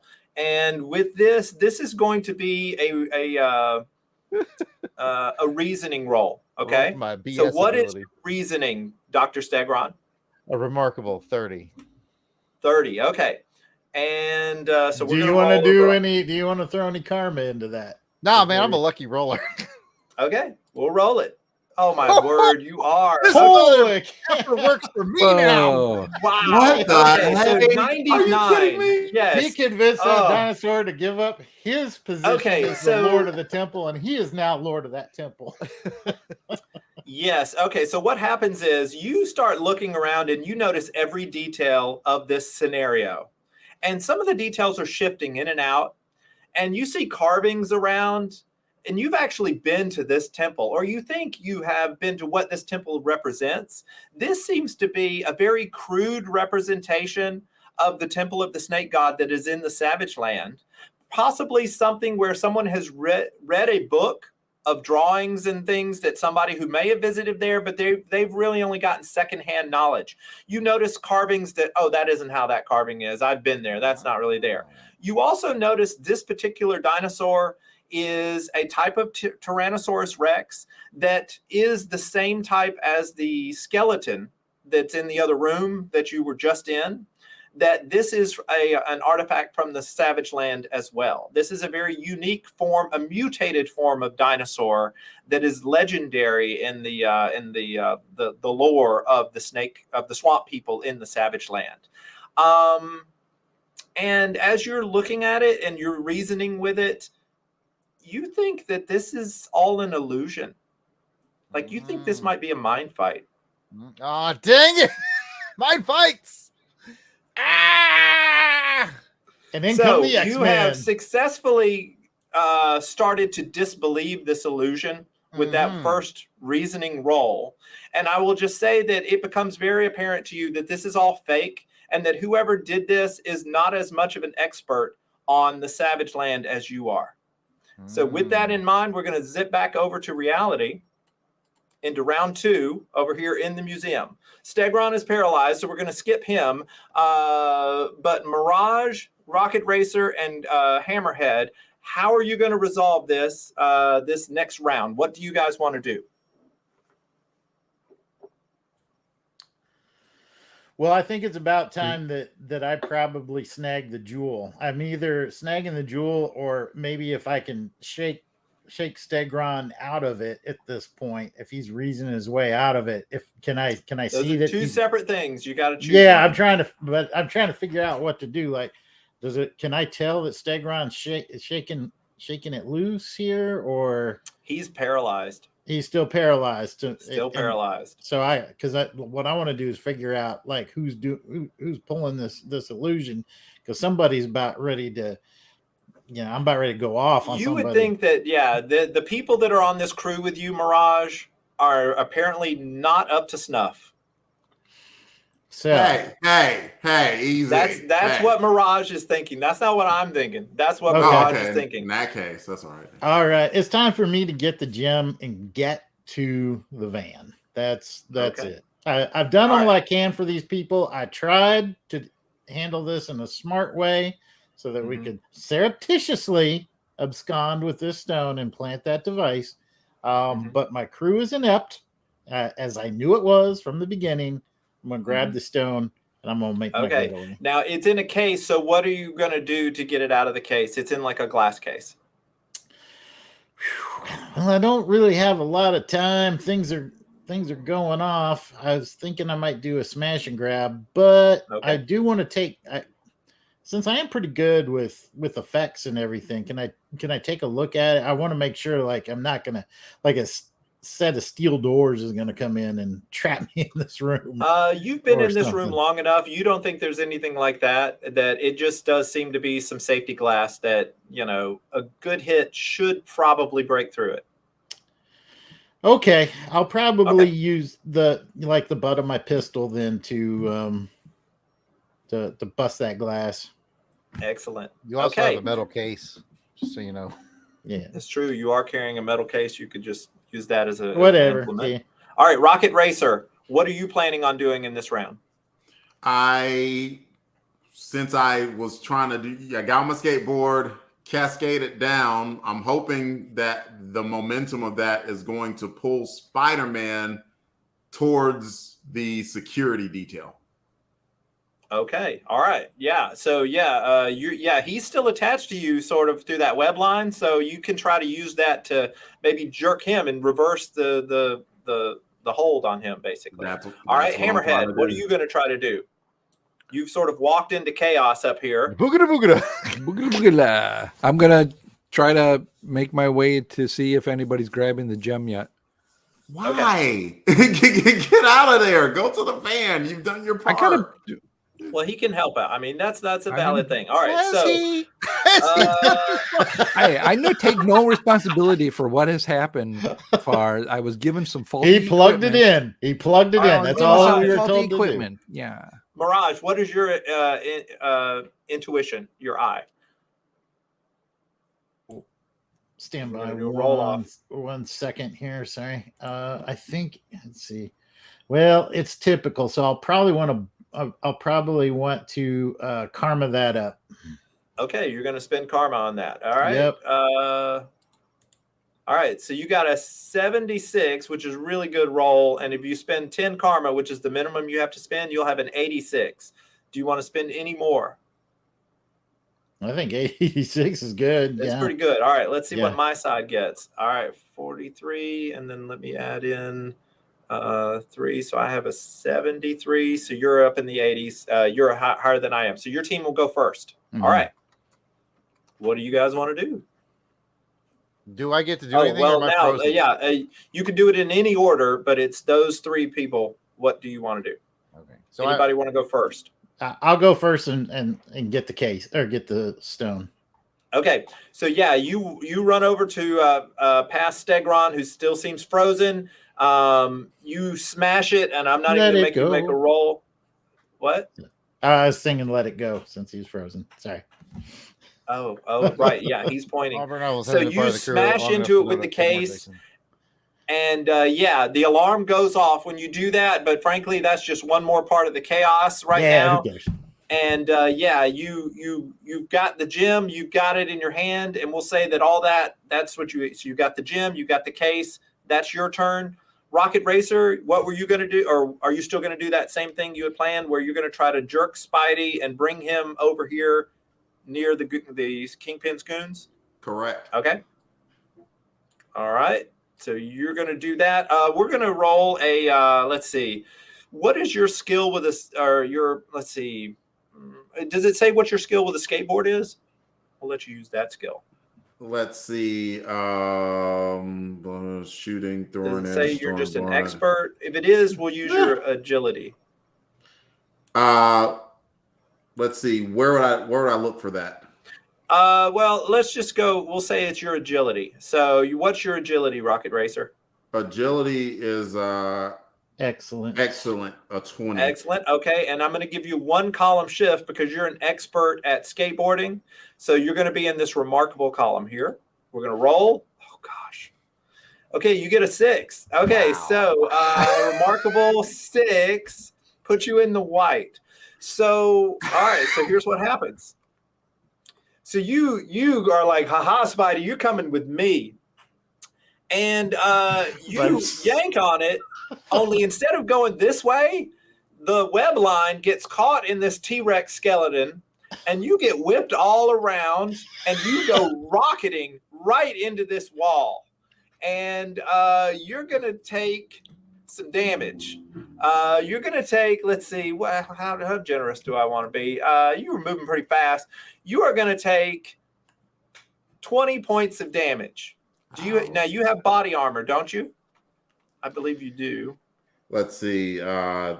Equipment, unique vehicle, wall climbing, weapon, rocket power punch. It does not say I have armor of any type. Okay, then you take 20 points of damage. So reduce your health by 20. And Rocket Racer thought he was being smart, and he just takes off, but then the web line gets caught in the T-Rex. Spider-Man does get yanked off of the ceiling where he was, so he's now in free fall. But the tangled web whips you into that, and you careen into that. Hammerhead, what do you want to do? Our team's incompetent. Like we always imagined it would. Do I see what's going on, or I can't see what's going on? You don't see it, okay. But you see people running this way, and you hear like the signs of battle over your earpiece. Okay. I'll go into the refreshment room area and try to see kind of, I want to see kind of what's going on. Okay. So what you see is people making their way out. You maybe caught a glimpse of Spider-Man up near the ceiling, and he's doing something with some skeleton bones. People are starting to rush towards you. And that's what you see. So that's basically your turn. And so at this point, yeah, Kingpin and his wife come around the corner, and he fixes eyes on you, and he recognizes you. And so he puts himself in front of his wife, and he's going to shoot at you with his cane. He thinks you're somehow part of all this. And so one of these guys has come with him. One guy is staying back to guard against Spider-Man. He's going to shoot at you, Hammerhead, with his laser cane. I go Ghost. Boogla! Can he go Ghost? Actually, Ghost. I'll let you try to go Ghost, but you'll have to. Let's see. His agility is only good. He's going to fire at you. He did pretty well, 76. So he's in the yellow. But I'm going to let you see if you want to go Ghost. What is your power level for turning into Ghost? Use your karma. Like a power. Remarkable, and he can use his karma too, right? Yeah. Yeah. Yeah. Do you want to do that? Remarkable. Yep. Okay. So with a remarkable, you've got 39, and you're automatically going to do 10. So 49 is where you'll be. So that puts you right here. Do you want to spend any more karma? Yeah. I'll do my other. In order to get into the yellow down here, you've got to have a 66. So 66 minus 29 is what? 27. Okay, so you got to spend 27 more. So it'll be 37 total. No, it's 17. Not. I don't got it. No. I'm 17? saying 27 more karma from 39. Oh, 27 total is how much you. I got it. I don't got that much. Okay. Then just the 10, that puts you in the green. So the laser cane is going to, you do turn intangible. And what happens is the laser beam strikes and hits the component device, because you would still be carrying it, and just fries that thing. So the security stuff, yeah, you turn it intangible, but it does not. And it absorbs that laser blast. And I told him to plug it in. Yeah, smokes and heavy metal and all that stuff come spraying out of there. Spider-Man is in free fall. The rest of these people are going to take off running. This guy is going to shoot at Spider-Man because he doesn't know what's going on. So he's just going to fire at Spider-Man. He's going to miss. That won't hit Spider-Man. Spider-Man, he sees this case being smashed. Rocket Racer seems okay, so he's gonna change what he was gonna do, and he's gonna shoot a web over at Mirage. Wait, how do you see the case being smashed? He was doing all this other stuff. He's pretty intuitive, but he's gonna have some minuses since it's comics. Normally he would be at amazing. He's gonna be at 2 column shifts over because he changed what he was gonna do, so he's only at remarkable, and he's gonna fire at you with a 43. And that is in the green. So what he does is he hits the webbing and it hits the case. So he's got a web line on the case. In fact, what it does is it's not a web line. It wraps around the case. So the case cannot be opened. You still have it. You could drop it if you needed to, but the case cannot be opened. That's a really good shot for a 43. Well, he got in the green, but he did not get you. He was aiming at you. All right, so that's that round. Back over to the jungle. All right, Stegron. This illusion seems to be fading. You are disbelieving the heck out of it. And you feel like if you could reason your way out of this, there must be a way to reason your way out of this. Whatever simpleton has constructed this illusion is not on par with the mighty Dr. Stegron. So what do you do to sort of in this situation? Oof. I don't know. It's a tough one. You basically want to demonstrate your superiority. You think that's the rule of this mind fight, because all the best mind fights have rules. Okay. So what? I suck at mind fights. So what do I just use this superiority and lack of fear to take down the red dinosaur? Well, yeah. I mean, stare at him. You don't think any of this is real. You have realized you're not actually in the Savage Land. This is not real. And so how do you have the impression that the red dinosaur is real, but he's disguised as something else, or it's all fake? Give me an intuition roll. What's your intuition? It is good. Good. Okay, let's roll. 77. There we go. All right, so you're here in the yellow. Good. Yeah, you're just into the yellow. Yeah.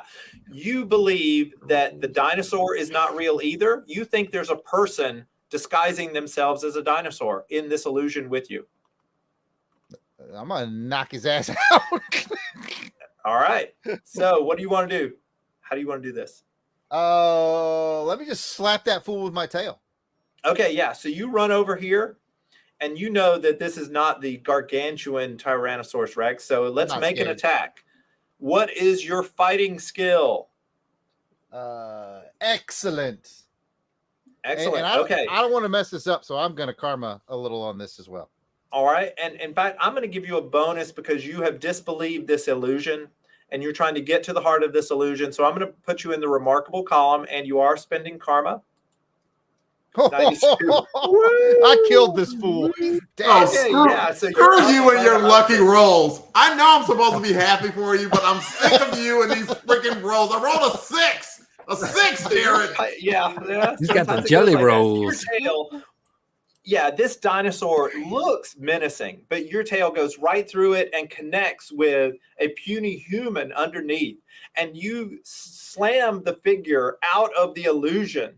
And as it is thrown out of this illusory dinosaur, the dinosaur goes away. And the person that is left sitting before you, I don't know if you would actually recognize this person. But he is a gentleman, well-dressed, and he gets knocked out of this illusion and tumbles across the floor and, picks himself up. And as he gets knocked out of the illusion, everything starts to fade on this thing.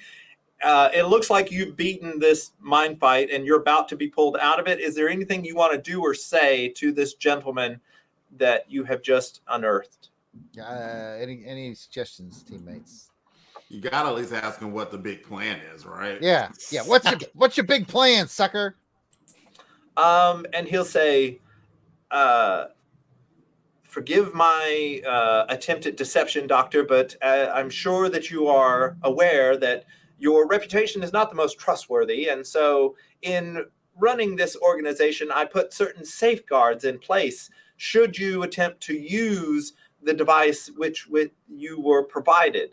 We were perhaps unconvinced that you would be completely amenable to the terms of the agreement, but I see now that you are, and I apologize for this misunderstanding." Who is it? Jared, that's who it is. Yeah, you said I don't recognize him, but you said earlier I recognized the voice, so this is the guy behind our paper? This is the same voice that is running the operation that was the shadowy figure on the screen. All right, so if I get a further question, I just ask who he is, and he... So as the illusion is fading away to white again, you see him stand up and adjust his tie, and he says, "You have the honor of addressing Dr. Boris Maurice Feldman." Son of a bitch. And as he says that, boom, you come back over here. How did I not see this coming? And Bravo. you had a mind fight with Dr. Boris Corpse between Stegron and Boris Corpse. So yeah, this one has it all, folks. Clearly. Wait, not that one. I wanted Devil Dinosaur. All right, but bear with me, people. Sorry, I'm trying to do a bunch of stuff here. Devil Dinosaur. There we go. So as you do that, as you your eyes focus on the room, the beam operates now, and it lances out from your hand. The skeleton has now turned into not just any T-Rex, but this is the fabled devil dinosaur of the Savage Land. And you would know, Dr. Stegron, this one is like 10 times worse than any normal Tyrannosaurus Rex. Okay, so that's where we are in the round. We're sort of nearing our time limit on our game here today. So we won't roll from this point on. We'll just describe what happens. Okay. So back at the top of because we're trying to meet our time limit here. So we're going to go back to the top of the order, you guys. Stegron, now that you have successfully won your mind fight, you have successfully turned Devil Dinosaur and brought him into reality. What do you want to do to extricate yourself out of this situation? Oh man, we've given Spidey plenty to consider now with the dinosaur on Oh it, so, yes, and you know Spider-Man loves protecting innocence. So Yeah, given a choice, he's going to protect people over trying to stop you guys. if I'm not mistaken, just so I didn't get confused, Jason, you now have the gem.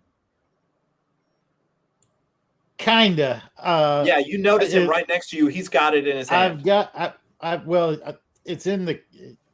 Well, yeah, he's got the case wrapped up, right? You got it. You just can't open it.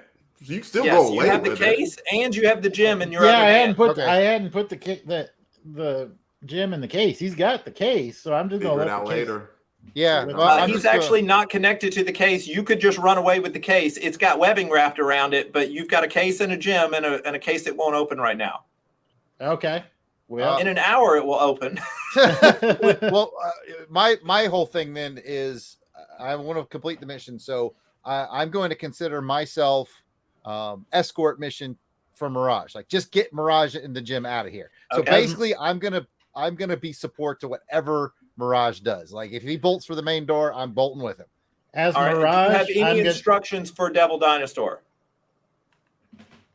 Oh yeah, clearly, yeah. Just cause chaos, man. Okay, awesome. All right, Mirage, and you see Stegron start to move again. He has fired that ray. There's now a dinosaur over there, and you and Stegron look like you're going to be leaving the room, basically, right? Yeah, I want to change my disguise into one of the patrons, looking, make myself look different and.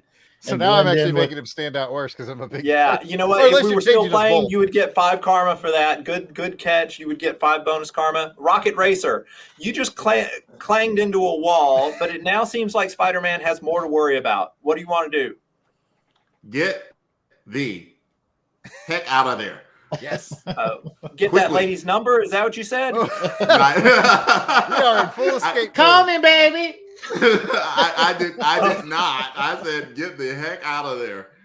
Oh, okay. It must have been the streaming transmission. Okay, so you're gonna get out of there.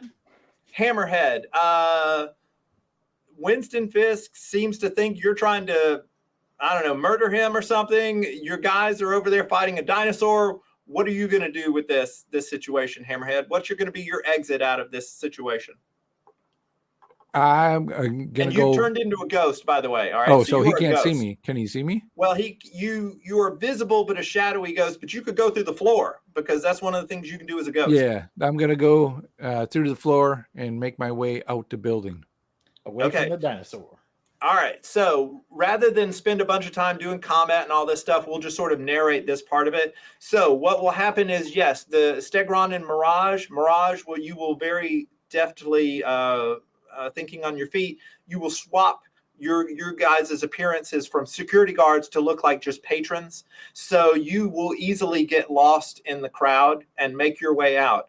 Rocket Racer, you are more visible, but nobody is now trying to stop you since Spider-Man is fighting a dinosaur, trying to keep it from eating people. And you will be able to easily make your way out. There are some security guards that are real security guards who will come up and they will attempt to shoot at this dinosaur, but it has body armor like you wouldn't believe, so it isn't going to work. This guy will continue firing. He will now fire at the dinosaur, and then this guy will usher Winston Fisk and Vanessa out of the building. So you guys will be able to get the gem out, and you'll be outside, and you'll go out through the loading dock, and you'll end up out there where you're supposed to be. There's a green van waiting with Bruno, who is Boris Korp's right-hand man. Mm-hmm. He drives up, says, the boss says that everything's going down. You got the gem? And yeah, the 4 of you guys would all be, well, I don't know where Rocket Racer is. We'll say that he makes his way down the back stairs too. So you're all 4 together. Do you guys have the gem? We Yeah. think so. Yeah, we got the gym. All right, so you've got it. He says, then get in, because he was told not to let you guys in if you didn't have the stone, but you Yep. have the stone. And yeah, Hey, you guys wheel out, Mysterio. head south. And yeah, so you guys would be able to get completely away with the gem. Now, you didn't put it in the case immediately, so there are other people at play, basically, because Kazar is in the building, but he doesn't pop out. So you guys, if we were playing this more longer, you would probably be followed back to the hideout, and Kazar and Spider-Man would show up, and you would have to fight all of them. But that is a adventure for another day that we can all build in our heads, and we can think about that at some other time. So that is the end of our adventure here tonight. You guys successfully pulled off the heist the night at the museum. Oh, that was great, man. Thank you. That was Excellent. awesome. Yeah, Good job. Good job. You. Oh man, that was great times. Thanks for doing that, Auburn Elvis. Make sure everybody in the chat shouts out Auburn Elvis still, and thanks for setting that up. That was a lot of fun. That was Awesome times. Awesome times. So let's do some giveaways real quick, and then we'll all say our goodbyes and where to find us and all that stuff. So let's start with Delvin. How many names do you have on your sheet? Unless I missed someone, I got MVP Kathy, my buddy Marcus Clark, Allie Crumley, Courtney Holland, and Hella Confetti Wolf. Aaron Head Moss and Heinz Coke. All right. Then how many is that total? 1, 2, 3, 4, 5, 6, 7. 7. All right. So Courtney, please pick a number between 1 and 7. I'm going to put up some of these positive feedbacks while we wait on that. We've got. We could let Delvin roll, because he'll get like a 2 or something. Delvin was not a good roller. Courtney says we're going to have to bring back Auburn Ellis. I think that's a good idea. I think he did a great job. So Kathy echoes that. Courtney picked 5, Delvin. So wherever your random pencil lands. My friend Marcus Clark. Marcus Clark is the big winner. So do me a favor, Delvin, get with him and tell me where to ship that. I will. And so now let's do our Crusaders Club members. That's on me to pull that up. You'd think I would have had it ready, but I didn't. That's not a problem, though. I'll pull up Patreon. I think we currently have 35 patrons. And I'll take this moment to note, internet was stable the whole time. Yep, I think we fixed Jason's internet this week. I also want to take this. I want to take this moment to note that our wacky plan worked and Mirage's plan did not. Well, yeah, it worked just like we drew it up, right, guys? Absolutely. All right. So the Big Crusaders Club pack for this episode, you're going to get a combination of Joe, Transformers, and James Bond. We've got a Snake Eyes figure for you from the classified line from the Snake Eyes movie. We've got a Starscream figure from the Transformers line. Oh, nice. Cyberverse. And on top of that, we're going to throw in the James Bond novel Devil May Care by Sebastian Fox. I've read it. It's not too shabby. So that's a nice prize package for the Crusaders Club member. If you want to become one, information is at the bottom of the screen. We have 35 members currently. And one of the big benefits of being a Crusaders Club member is you don't have to be at the live streams to win. Of course, we'd love to have you here, but we understand you got other things to do. So this is just one of those benefits. It's your $1 a month. It starts at $1 a month, gets you. So with that, Courtney, I'm going to need a number between 1 and 35. And while she's drumming up that number, I'll show you stuff again. James Bond. Cool. Also, while she's drumming that up, we can give you a peek ahead of what we're recording this week. We've got Crusademus episode for Jason, and I think we're doing a Chronicles this week, aren't we, Pat? We do have Chronicles on the docket, so I guess I better read some comic books. And I want to give a plug in for our new show that just came out, the first episode of which is our Sherlock Holmes radio show that just came out on our Longbox Crusade feed and our Sherlock Holmes the LBC Irregulars Sherlock Holmes podcast feed. Those are a lot of fun because the radio show is actually in the podcast. So you hear the whole radio show and then you hear the discussion about it. It's not like you have to go find it anywhere. All right, Courtney chose 22. And I'm counting them off. 2, 3, 4, 5, 6, 7, 8, 9, 10, 13, 14, 15, 16, 17, 18, 19, 20, 21, 22. The big winner is Ezra Gallo. Ezra just Oh, cool. won all this swag just for being a Crusaders Club member. Thank you, Ezra. And thank you to all of our club members who make this happen.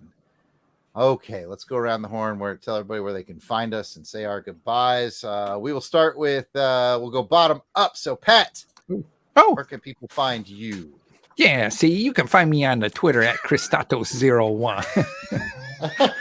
What is that? That's my gangster talk. You see? I Yeah, love see? That's gangster Totally talk, but- legitimate.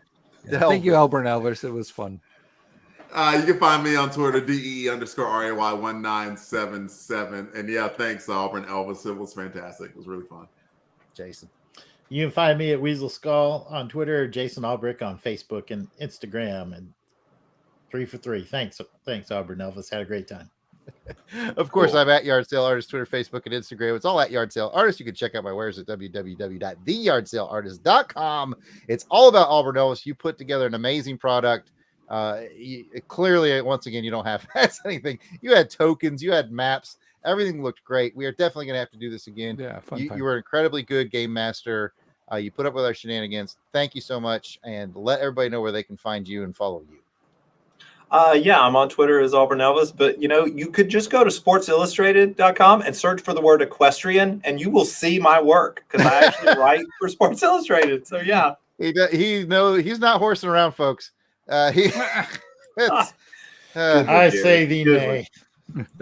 I get 5 karma points for that? Or yeah, I'll give you 5 next time for that. Good job.